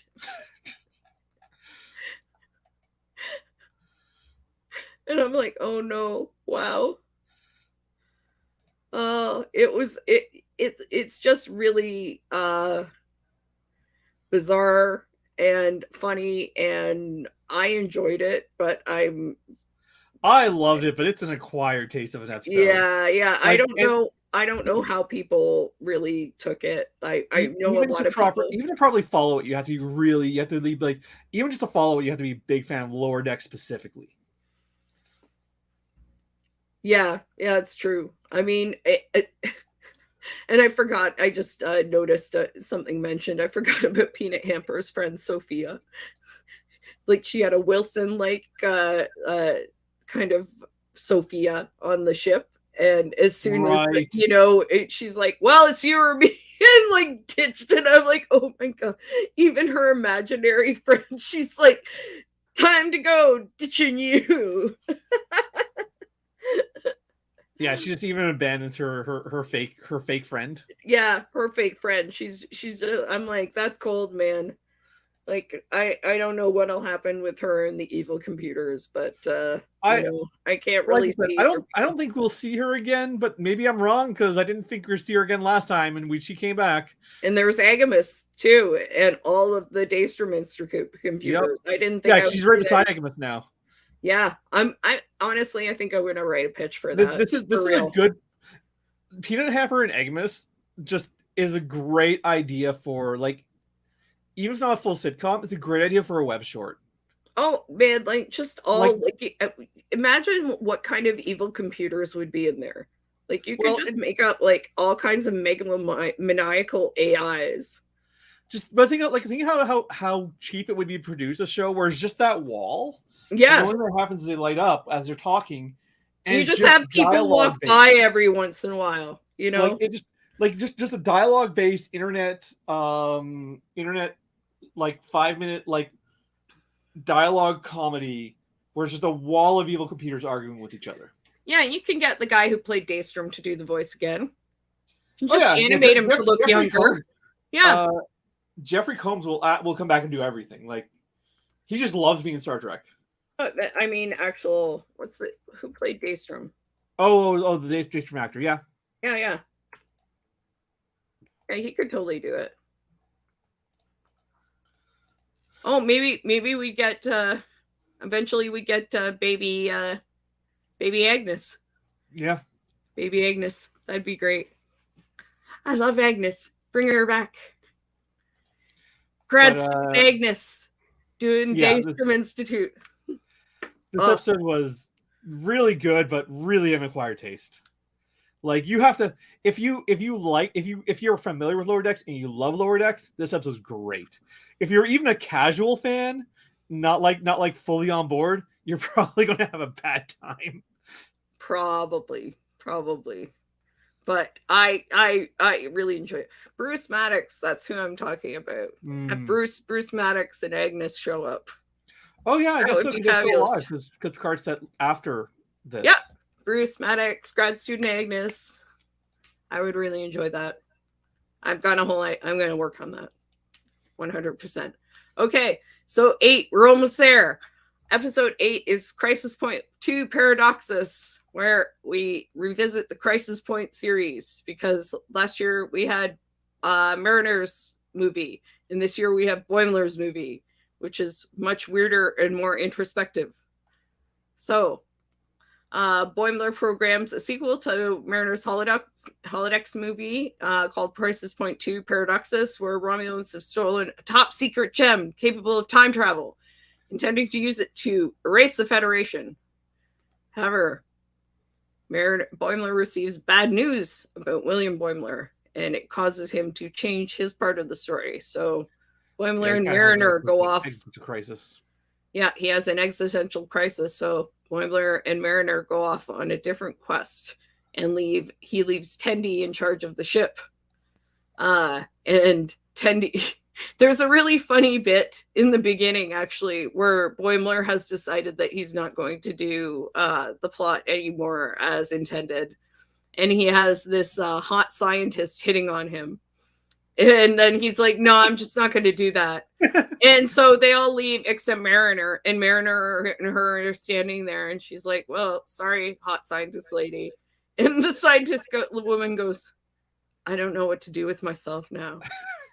I'm just like, that's a comment on every woman who hits on Kirk in a J.J. Abrams movie every year. I feel like, or every just hot woman in a movie. Yeah, like Nurse Chapel in a J.J. Abrams movie. Yeah, exactly. Just, I don't know what to do with it. But also, it's just like the whole bit of like, this is the romance subplot. Every movie needs a romance subplot. It's like, Or Rachel, what's her name? She was on Alias. She was the green girl in the first Star Trek. Okay. The Orion. The Orion. Yeah. She was the Orion in the first Star Trek, and she was like on Alias, and she's actually super kick-ass. So I'm like, oh, so she's painted green and has sex with Kirk. Great. Anyway, that was really funny. Yeah. So I like the first JJ. Like I said, I like the first JJ's movie. I do not like the second one. Yeah, 100%. So he hands Tendi command of the ship in the holodeck, and it's not only Mariner and Boimler and Mariner go off, and Tendi and Rutherford go off, and they've programmed the rest of the crew into it. So Tendi gets to basically command the bridge crew through this Romulan time crisis, which is very reminiscent of basically the voyage home. Yeah, it's a J.J. Abrams-ified voyage home. Yeah, it very much is, which allows Tendi to not only gain a lot of confidence, but realize that she doesn't only want to be senior science officer, she wants to captain a ship, which is a huge thing for her. Yeah. That she gets to say that. And she says that to Rutherford, and Rutherford, being baby bear that he is, says, that's great, Tendi. That's amazing. You'd be the best captain ever. And is super happy for her, which I love about him. There's some character drama. There's some character tension between them. Because Tendi's taking it super seriously, and Rutherford's just like, doesn't give a shit. That's where the tension comes from, because they realize that she's taking it super seriously because she actually wants to do this, and she's like, why aren't you taking it seriously? And Rutherford's, because it's not real. Who cares what happens? It's not real. Yeah, it's a popcorn movie. Yeah, it's fun. Like, you know, like people are dying, and like, Tana dies, like in the holodeck, and so she's crying, and Rutherford's like, oh well, whatever, and she's like, why aren't you, you know? It's like, it's the holodeck, whatever. Yeah. So it's mostly because, yeah, she's so invested because she's realized that she really wants to do this. Yeah. Yeah, good episode. I liked it. The existential crisis Boimler goes through. Boimler becomes convinced that the holodeck will somehow reveal the secrets of life, death, and the universe to him. Yeah, I'm not really sure what's up with that, but what I really liked is that Mariner is annoyed about it, but willing to go along with it. Yeah. Which was really cool of her. Like, I mean, obviously he's having issues. She ditches him first. That's the thing. She ditches him because he doesn't tell her why he's upset. But Ransom does tell her that William Boimler was killed in a gas leak. His clone. Mm-hmm. And so once she realizes that's why he's upset, because she doesn't have context, she just knows he's angry, or he just knows, like, once she has the context, she goes back to like help him work through it. And they go on this like nonsensical quest to like discover the meaning of life in the holodeck. But of course, the holodeck is just a man-made computer program, so it can't actually reveal the meaning of life. So he's just getting he goes to where like he's been sent to and finishes the quest and just gets platitudes, basically. We get a great scene where like there's a parody of the first Star Trek movie, where like only instead of like Voyager, it's the Wright brothers plane. He's like, that doesn't make any sense. Yeah, exactly. He's like so confused, and then he actually goes on a rampage and is upset and passes out from dehydration, apparently. And when he passes out, he wakes up on an idyllic farm that looks very familiar, and goes into a barn, and there are horses, and you're like, oh god, is it Kirk? But no, it is Hikaru Sulu, who bought the farm from Kirk. Yeah, so it's Kirk. It's Kirk's farm. You even see Kirk's name on it. Yeah, and they like really, really, really, really foreshadow that it's Kirk. And then like someone walks out of the shadows and it's Sulu. Yeah, and it's George Takei. And Sulu basically tells him that he needs to embrace randomness, good and bad.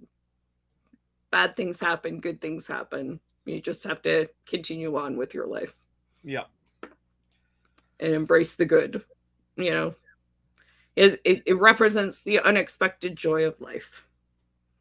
Yep. This episode didn't do much for me at the time, but like talking about it now, I'm really appreciating what it did.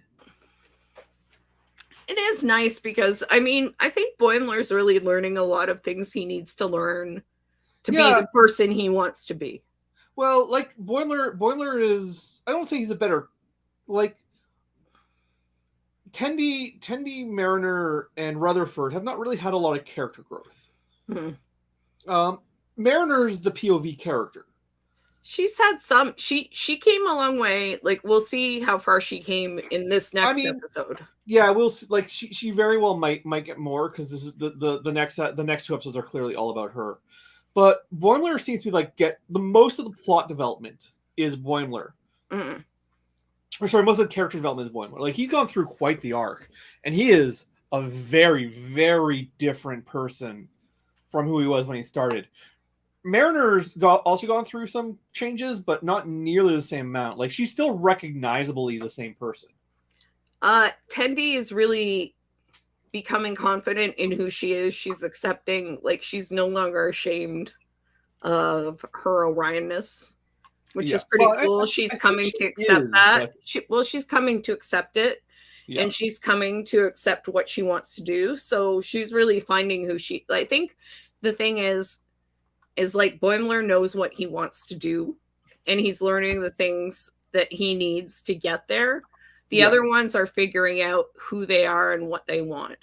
Yeah, And, well, and I think Boimler's that's the always big been the one with a difference. clear goal. Like he's Yeah. always been the one with the clearest goal right from the Yeah. start. Yeah, and now Tendi has a clear goal. Like she knows what she wants and she's starting to know who she is. She's like, I'm an Orion and I'm trying not to be ashamed of that. There are good and bad things about being Orion. There aren't just bad things, right? But also, like Boimler, she wants to be a captain. Well, now, yeah, exactly. Now she's learned that. Now she's like, I have a goal. Like before, it was just like, I just want to do a good job. I want to be an officer. Rutherford, on the other hand, all his arcs are tied up in mystery because they're all tied up with Section 31. Yeah, so he's had less character arc because everything about him is like obfuscated in things he can't remember. Yeah, he's trying to figure out who he is. And Mariner really is having a lot of, I'm trying to figure out who I am too, because it's hard for her to do that with her mom and dad. Yeah, well, she should not be on, like, I mean, the next episode really gets into it. She genuinely should not be on the ship. Yeah, I mean, it's her last chance, but yeah, she shouldn't be on her mom or her dad's ship. Like, for a lot of reasons. But like, she's trying to figure out who she is and where she should be. And maybe time out of Starfleet is a good way to do that because everyone sees her as, you know, Carol Freeman kid or Admiral, you know, Mariner's especially once that gets revealed. You know, like it's hard for her not to be like she's either her dad's daughter or her mom's daughter. She's not someone for herself. And being, you know, out of that might give her an opportunity to be, you know, that's like, it's interesting. I was going to say, I was really seeing, you know, Michael there at the end of the last episode. Yeah, and that I'm does like, have like Michael and book. That does have like Michael and book energy. Yeah, it did have Michael and book energy, and I'm like, Michael needed to do that to, you know, she needed to go away from Starfleet to come back to Starfleet. Yeah, I have so I guess let's talk about the last. We talked about the last episode a bit already. Yeah, I'm just gonna make sure we covered everything. Oh, we gotta do the big thing here, which is William Boimler, as we mentioned before, he didn't actually die. Oh yeah, it was a ruse to. He's Section 31. He's in Section 31. They put him in Section 31. So if Boimler ever finds out that, it will continue his existential crisis because he was like, he was better than me. Why did he die? And why am I alive? Then he'll find out, oh, he is better than me. He was recruited by the spies. Great. I also want to talk about this a bit. Written by Toronto local Ryan North. Cool. Of Dinosaur Comic and Squirrel Girl fame. Nice. Big fan of Ryan North's writing.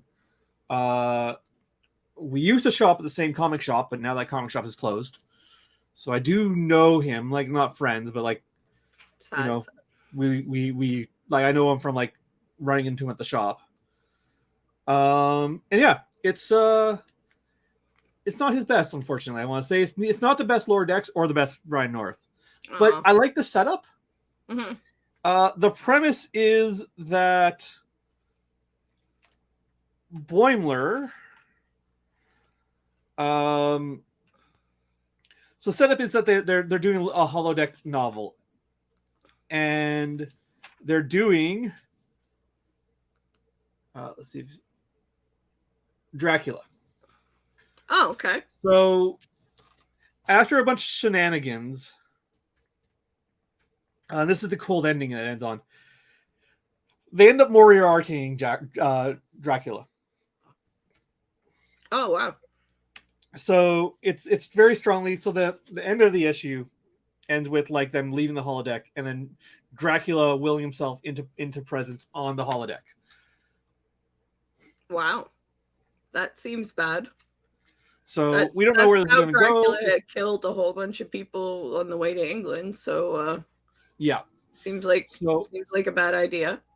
So whilst I didn't care that much for this first issue, I am really interested in where it's going. Because the idea of like of Moriarty, but it's Dracula on lower decks, I think is a fun concept. Oh, for sure. Also, I love this page of a bad way to do a review, but whatever. I love this page of what's his fucking nuts? The number one at a has a workout ball instead of a chair. Oh, of course he does. Clearly.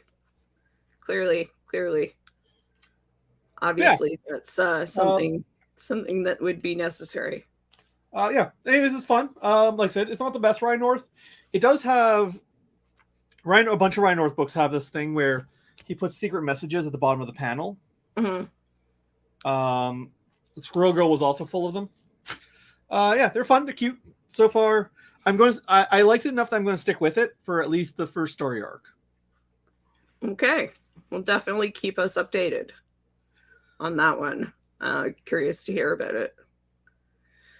So yeah, and then we got one more episode to go. So the last episode, Trusted Sources, that was the most recent one from October 20th. And it is basically, I will go over the rundown here. Freeman's Planetary Revisitation Initiative, Project Swing By, is approved. Admiral Buenamigo, Admiral Good Friend, assigns her to visit Ornara, a planet whose population were forced to quit an addictive substance, Felicium, due to Jean-Luc Picard's actions 17 years earlier. Season 1. It was the 20. It's called Symbiosis. Yeah. To Freeman's dismay, they are to be accompanied by a journalist. Freeman cracks down on recreation and controls the journalist's access to the crew, hoping to project competence. Finding the planet thriving and uninterested in Federation aid, Freeman and Buenamigo decide the Cerritos will visit nearby Brecca, whose sole industry had been Felicium, in hopes of justifying Swing By. After Mariner circumvents Freeman to speak to the journalist, the journalist confronts Freeman about many embarrassing details of past missions. Incensed, Freeman immediately transfers Mariner to Starbase 80, a dead-end assignment. Mariner is hurt by her mother's actions and the angry approval of her crewmates. Cerritos discovers a depopulated Brecca occupied by the Breen and are narrowly saved by the Alito, a fully automated starship of the New Texas class. The news report is heavily critical of Freeman and reveals that the embarrassing details were gleaned from careless statements by approved interviews, while Mariner only had glowing words for the ship and Freeman. Remorseful Freeman tries to reach Mariner at Starbase 80, but learns that she was resigned. Mariner is now Petra Aberdeen's first officer, and the two set off for parts unknown. Yep. Like I said, I liked it. I thought it was a good episode. A little predictable. Like you can see like, okay, so the captain's going to be like, oh no, Mariner's going to give us a bad reputation. And you'd be like, oh no, Mariner's going to talk them all up and everyone else. Like, I thought this was very paint by numbers. The only thing that surprised me at the end was Mariner resigning. I was not entirely surprised, just a little bit, but because she seemed so hurt, by everyone, and it wasn't. Even Jennifer's like, have your candle back, babe. Like, yeah, it wasn't just her mom. It was like literally everyone. Except for the primary cast. Except for the primary. The only people who stand behind her are Tandy, Rutherford, and Boimler. Well, I mean, he didn't have the opportunity to say anything, but Ransom looked shocked. Ransom blamed her. But Ransom was like, this is too harsh a punishment. Yeah, he looked shocked. He blamed her, and he did think it was her, but he did not think that he looked shocked that Freeman was doing that. Yeah, like, he looked like I would not have said anything if you were going to do this, like this sort of thing. Like, yeah, he definitely blamed Mariner, but he was just like, Starbase 80 is way too harsh a punishment. Yeah. And this is basically what you were saying about why they should not be on the same ship. is because, you know, Carol has managed to be to draw a line most of the time. Yeah. To keep Carol's their a competent personal captain, problems. but Yeah. there's issues there. Well, they've managed to keep their personal problems mostly, you know, personal a lot of the time. But like, this was one of the times where she was like, you know, that was not warranted. There would be a very different punishment for anyone else. Yeah. Yeah, exactly. And it was just like, she felt betrayed, so she did the worst thing possible she thought she could do, and she didn't think she would. This is like, you know, one of these things where people are like, you did like a horrible thing to your kid because you thought your kid betrayed you, and your kid cut off contact with you, and now you're shocked Pikachu face, right? Like, yeah, as they say on Reddit, right? Like, when someone's like, am I the asshole? My kid won't all talk the to me. Pikachus were shocked. Yeah, exactly. And now she's like, oh, I made a mistake, I'm sorry. And she's like, oh my God, she's gone and she resigned. And I'm like, well, of course she did. You know, her mother stabbed her in the back and wouldn't listen to her and didn't believe her. Yeah. Like, and didn't even get a chance, didn't even give her a chance to plead for herself. Yeah, exactly. And it's like, that's your mom, man. Like, no, that you don't get over that. Yeah. There's gonna, I don't know. Like, I would say this will not be cleared up by the next episode. I don't think so. So this is why I was surprised that she resigned, because we still have one episode left. This is a classic Lower Decks end of season cliffhanger, but it's not the end of the season. Which means that it could last longer, and that's why I felt this could be a three-parter. This could be a three-parter. Yeah, that's why I was like, it felt very Michael and Book when Petra and her went off. Like, she like, I mean, they all kind of dress the same, like, you know, scavengers, like, you know, archaeologists. But, you know, I'm like, it feels like Michael, you know, Michael going off to do her own thing for a while. Like, she had to, like, she had no other choice. But I also wonder if that's why I got, like, are these two romantically involved now? Because that's how Book and Michael went. And I mean, I don't think, like, Book and Michael took some time to do that. And I mean, if Jennifer just well, there was her too, right? Like, in Discovery, there was the year jump. It might take. Oh, yeah. So it might take some time there too. But I mean, I definitely seem to think that, you know, she thought, I think Petra was interested. That's what I got the idea of, you know, on more than a professional level. Yeah. I mean, if she's doing Vash, that's also Vash. That was also Vash's stick. Yeah. Like, because Picard got introduced to Vash as a romantic foil on Risa. Yeah. Well, I mean, hot and sexy archaeologists running around, you know. Yeah. She has that English accent, and, you know. For unrelated, but Foreign Man and Foreign Land has a good episode on that episode as it relates to sex tourism. Huh. Interesting. I think it was Jesse. I think it was Foreign Man and Foreign Land talking on Jesse Genders. Because Foreign Man and Foreign Land is, if you're not familiar, he's from Barbados, a place that gets a lot of sex tourism.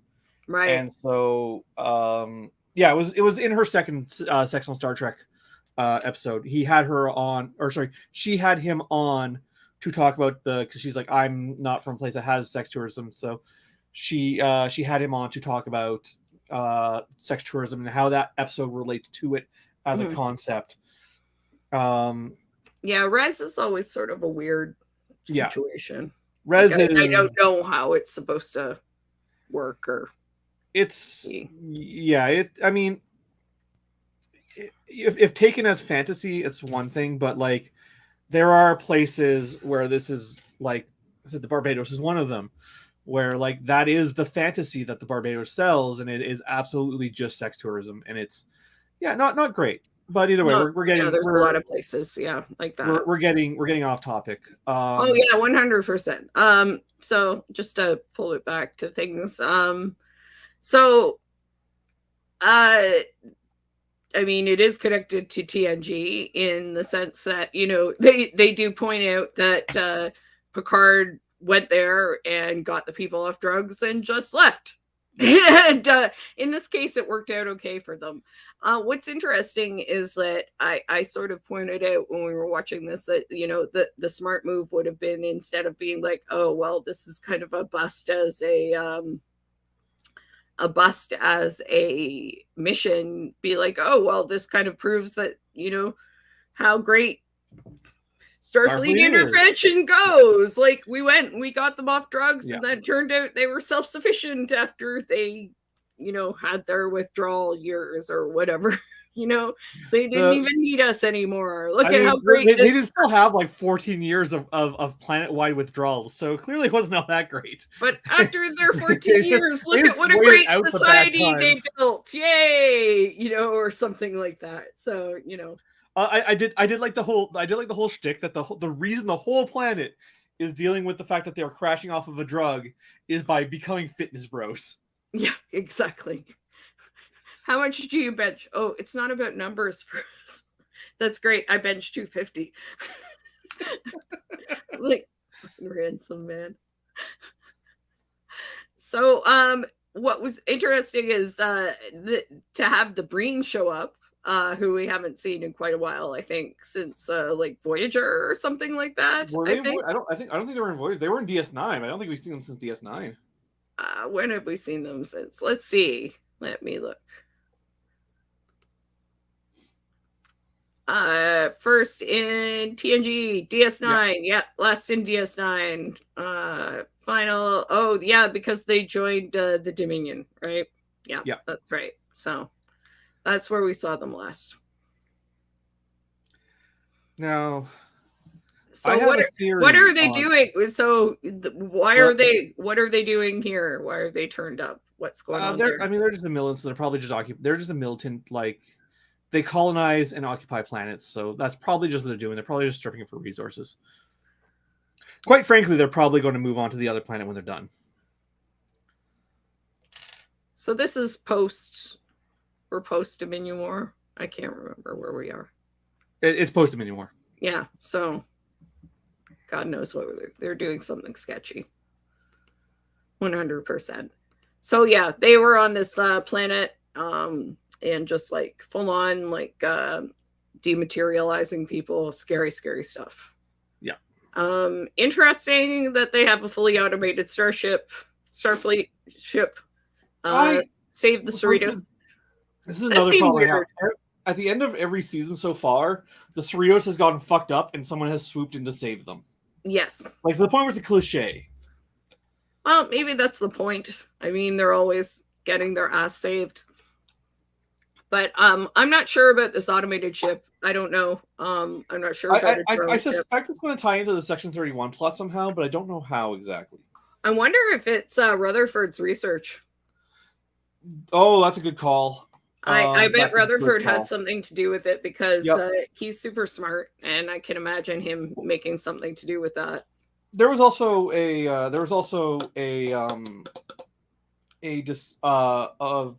Enterprise plot about the Romulans having automated ships, and they were like torturing telepathic telepathic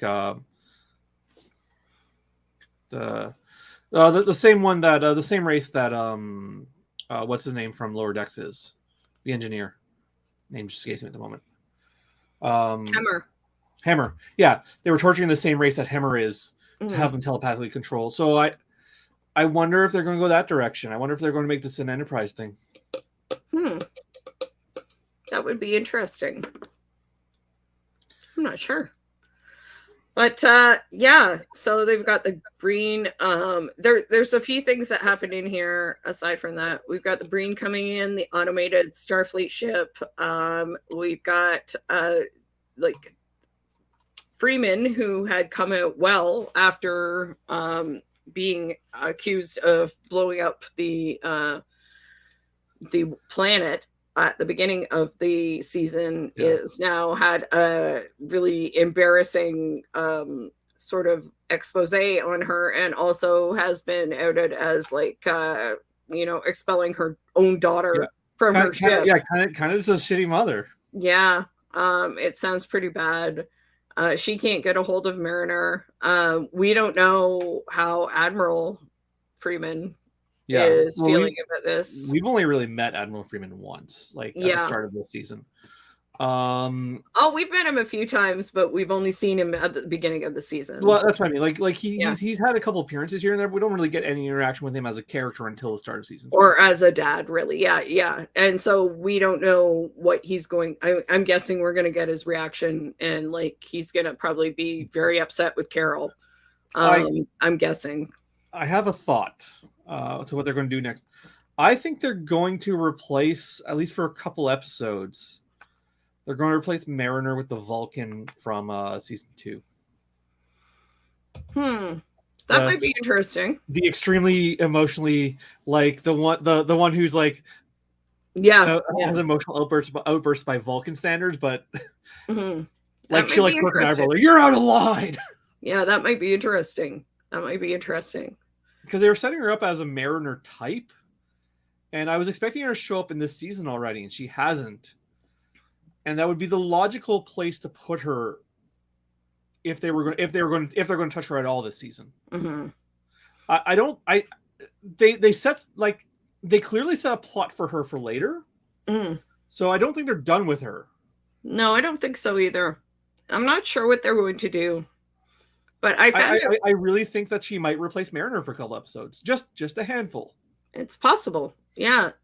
What I thought was really interesting too was about this episode is how, like, the thing that I thought that showed, how Mariner has changed is how determined she was, like, to speak to the reporter, not to break the rules or anything like that, even though it seemed like that's what she was doing, but to ensure, like, that the reporter heard that her mom was great and the ship was great, and that, everyone heard the best possible story about the Cerritos. Yeah. I mean, when she first showed up, she would have only complained, and she would have taken any opportunity to complain. And that's why Carol was trying to keep her away from everything. I her just wanting to sing everyone's praises really shows that she's different in a lot of ways. I feel like I felt kind of annoyed because I feel like her and Carol's relationship is at such a point that she would have communicated with Carol. I don't think Carol was letting her, and maybe I think that's the point. But sorry, I should say the other way around. I think that Carol would have communicated with her. Like, I don't think that they would have had that miss. Like, if this was season 1 or season 2, I would have understood it. But I think even season 2 would have been pushing it. But I think by this point, like, Carol and her relationship would have been at a point where, so I felt it was a bit stretched in their character archetype. I think what they're going for, and what I get is that parents always see their kids in a certain way. Like, they don't see that you've changed. Yeah. Like, as much as you change, they're like always, like, my parents are always like, okay, so you'll get up in the morning, right? You're not going to be late. And I'm like, okay, so I wake up all the time in the morning now because I can't sleep in anymore because I'm, like, coming up on 50, right? Like, I'm not a teenager like that. Right. And like that. Exactly. So I think it's like maybe just a thing where, she can't, even though she has changed, Carol can't see the changes because she's like, oh, is Beckett screwing up again? She's just always going to do that. And that's just how she is. Right. And it's like, no, she's not. She may have disobeyed you, but she's doing it because she doesn't want to bitch about you. She wants to tell everyone you're awesome.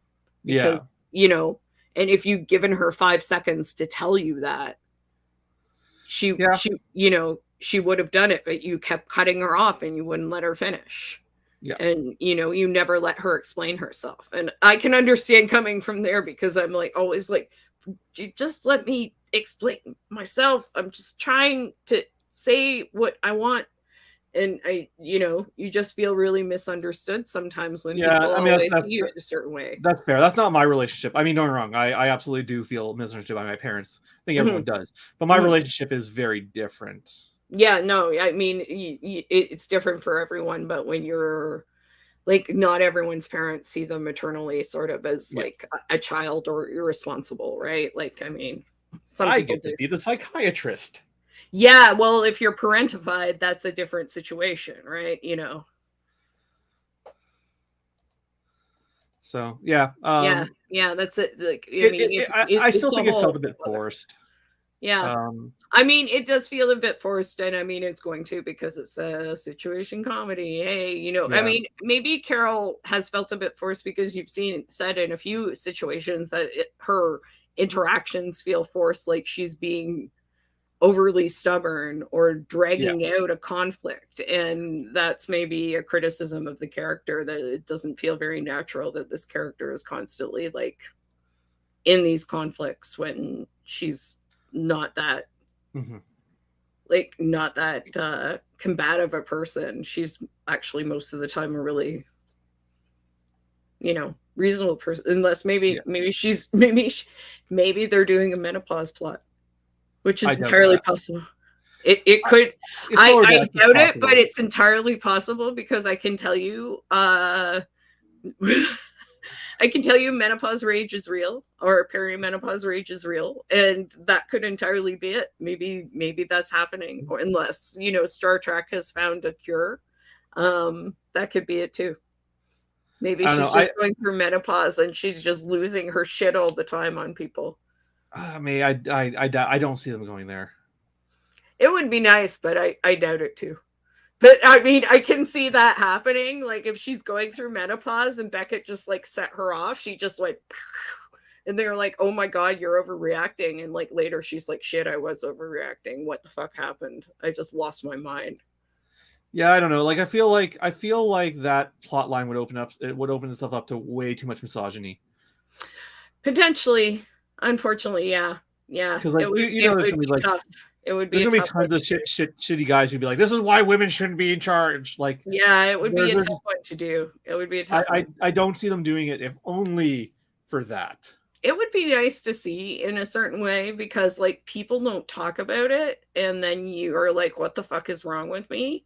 And then you're like, oh, okay, like why am I losing my mind all the time? And then you're like, oh, why am I sweating to death all the oh, okay, all right, all right, all right. And like it's like something that people don't, no one tells you until it's happening, and then they're like, oh, that's happening to you. And they're like, I feel. I mean, this might be a different. This might just speak to our different family dynamics, but I feel like everyone has told me about it. well, maybe white people don't talk about it. Yeah, like this is. Maybe I need I'm pretty teas sure around or something like that. You know what I mean?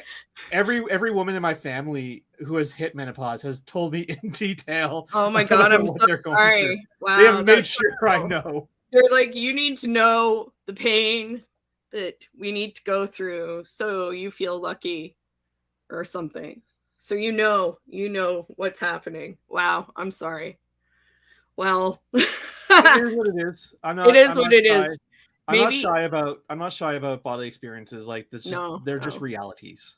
Yeah, they are realities, and that's why I said it would be kind of nice. But you're probably right that it would be like, oh, like this is why women can't be captain, because they rage send their daughters to Starbase 80, and I'm like well, I mean, it's a little excessive, but it's still.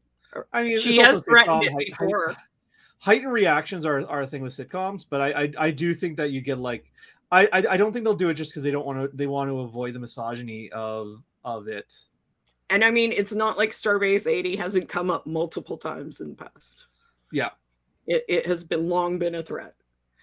So, I mean, I think this was a good episode. I mean, this was interesting. I like revisiting things and going, what the hell? Why? Like, they keep revisiting things and going, why the hell did Picard never go back? Which I find is a funny through line. Like Picard just does stuff and never shows up again. Hey, it's all taken care of. Yep. I enjoyed that. I like Mariner and Freeman continuing to have problems, but I don't excuse me. Yeah, I'm not sure about this one. I don't know how it'll go. I know it's been set up for a while for Mariner to leave Starfleet or I something like strongly that. think that this will be a 3-parter. This is not going to be resolved for the season finale. Oh no, I don't think so. I don't know it'll be resolved for a while. They might even do a time jump Once again, between seasons. I am just disappointed that we didn't get more. I'm disappointed we didn't get more Jennifer overall. I think Jennifer being like, "Here's your candle back. You made us look like shit." Would have had more impact if we saw more of her. That was tough I would like too. to see the show pay more attention. I like to see the show pay more attention in general to romantic relationships. Yeah, that would be nice. Not just Jennifer, but like we got an entire episode last season dedicated just to Billups's romantic life. Well, lack thereof, I suppose. Or lack thereof. Utter disinterest in romantic life. Billups loves his virginity. Oh, Rutherford. He's so sweet. I love that for him. And he was saving Billups from giving up his virginity. I wish there was more of them this season. All we've had is them running away for not showing their belly buttons and then showing their belly buttons at an inappropriate Billups time. has quickly become one of my favorite characters. I wish we got more of them. Although we did get the psychiatrist in this episode. Yeah. Yeah, I love Mingley Mo sitting in the captain's chair. Like, I'll call you later, Mom. I get the con, like a tear comes from his eye. And he's just sitting there talking to his mom in front of all of the crew. I know, Mom. I have the con. I also love that Carol's response was, "Oh hi, Mima." Oh hi, Mima. I have the con. Oh my god. Yeah. It was a pretty good episode. It wasn't. I thought it was very predictable. That's my only. Yeah. I was really, the only thing I was super surprised by was like Jennifer. I was like, wow, that's cold, man. Yeah. I wasn't even surprised by, because she's been so little of it. Like I was like, oh well, yeah. You've to what I have seen, you've only had one date. Yeah, I just was like, she seemed cooler, like. Yeah. No, I agree with you. Like, it just seems like, I was sort of like, why would you want to? I don't know. It just seemed really harsh. No, it was super harsh. And like, you don't really get a good grasp of Mariner's reaction because there's so much going on in that scene. But Mariner's like, oh come on, like. Yeah. And then she doesn't take the candle. She tells Jennifer to give it to someone, although I forget who.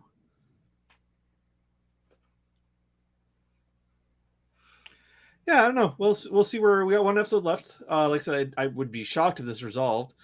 Lower Decks always leaves every season at the end of a cliffhanger. Mm-hmm. So, yep. Yeah, I don't. Definitely, Mariner's not going to be back. Like she might come back in the first episode of season 4, but that'll be the earliest this is resolved. Yeah, I think so too. So, as I mentioned earlier on, we've got Prodigy, second half of season 1 coming back. That should be good. I don't know. They broke Prodigy up into three quarters, which is weird. Like, yeah, we got more Prodigy coming up, although not that much. Mm-hmm. Like, it's what, 6 episodes left? I think it's something like that. It's not too much, but it's another part of it. It should be good. I'm looking forward to it. I mean, I like the voice actors quite a bit. So yeah, no, I'm down with Prodigy. I like Prodigy. I mean, it's not my favorite of all the new Star Treks. I think I probably like the least, other than Picard. But like Picard, I actively dislike. The rest of the shows I like. And well, speaking of Picard, there are a couple of little things that we found out about the cast. Moriarty is returning. Yep, Moriarty is returning. I'm not sure how that's going to work. Brent Spiner is going to be Lore somehow. Not sure. Yeah. And what else have we got? Denise Crosby. He's coming back, but we still don't know as whom. We don't know as whom. My guess is half Romulan, but who knows? I suspect that's the character she's playing. It makes the most sense. I suspect. And the antagonist for the scene is Amanda Plummer, who is fabulous. So that's great. I don't know how that's going to go, but I haven't watched the trailer. I will soon. I have. It was fine. I got no complaints with it. Mm-hmm. But like all of Picard's trailers have looked great, and then the season 1 and 2 have not been that good. Mm-hmm. Even the Picard has started excellent both seasons and then gotten worse as the season goes. Yeah. Worf is a pacifist, I guess. That tracks. Honestly, that makes perfect sense to me. Yeah. Like a lot of people are weirded out by it, but I'm like, no, this is a character arc that makes absolute perfect sense. No, I'm fine with it. And I guess he was Raffi's mentor, which is cool. That's a way to tie them together. I like it because Raffi because Seven isn't on TNG, but Seven is a well-established character. Raffi's the one character that's coming in with the least amount of like baggage as far as Star Trek goes. She's never been in any other show prior to Picard. I'm glad they're keeping Raffi. Yeah, I am too. I like her a lot. I hope we get a Raffi and Seven show when Picard ends. Me too. Raffi, Seven, and Worf. Let's do it on the Defiant or on a Defiant. That'd be fine. Fine with me. And we still don't know much about Discovery, but I think Discovery. I think we're going to get Discovery before we get Picard. Mm-hmm.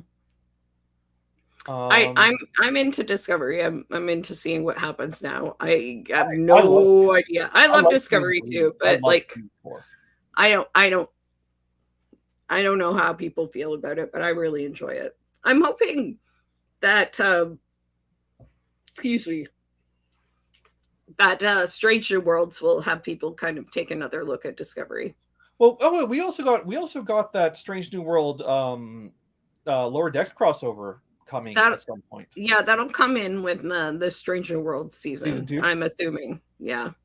That'll be interesting. They actually talked to the Prodigy people about the possibility of that. And they said, Brett, who plays Dahl, which I've said before, and the voice actor for Gwyn could both play their characters very easily. Yeah, I suspect we won't see a Lower Decks a Prodigy crossover, just because that would be so special effects heavy. But maybe I'm wrong. They New Trek will throw money at special effects, so maybe it wouldn't be super. I don't know if it would be like terribly so for them to be live action. They'd need some, the humanoid characters we find. It's when you get into like the weirder ones. Yeah, they said that they said that the two of them wouldn't be too hard, but they said I don't know if we could put Riley in Rock's suit, for example, because Riley is so small. So because Riley and Rock Talk are like diametrically opposed in terms of size, as far as I know. It would make blocking your camera very difficult. Yeah, actually, I believe Riley's dad may be a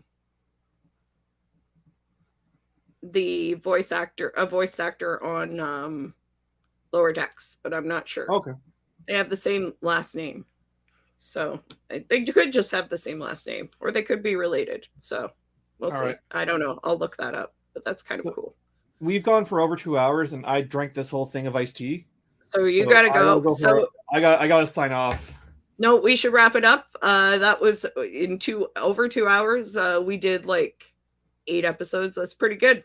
Yeah. Good job. So next time in 2 weeks, I guess we'll be back with the last episode finale of Lower Decks and season start of Prodigy. Yeah, probably 2 episodes of Prodigy and finale of Lower Decks. So awesome. Thanks for sticking with us. If you did, thank you for sticking with us screen for 2 hours of Star Trek talk. And it was a great discussion. I'm glad we went over it. And it's been an excellent season so far. I'm looking forward to see how they wrap it up. All right.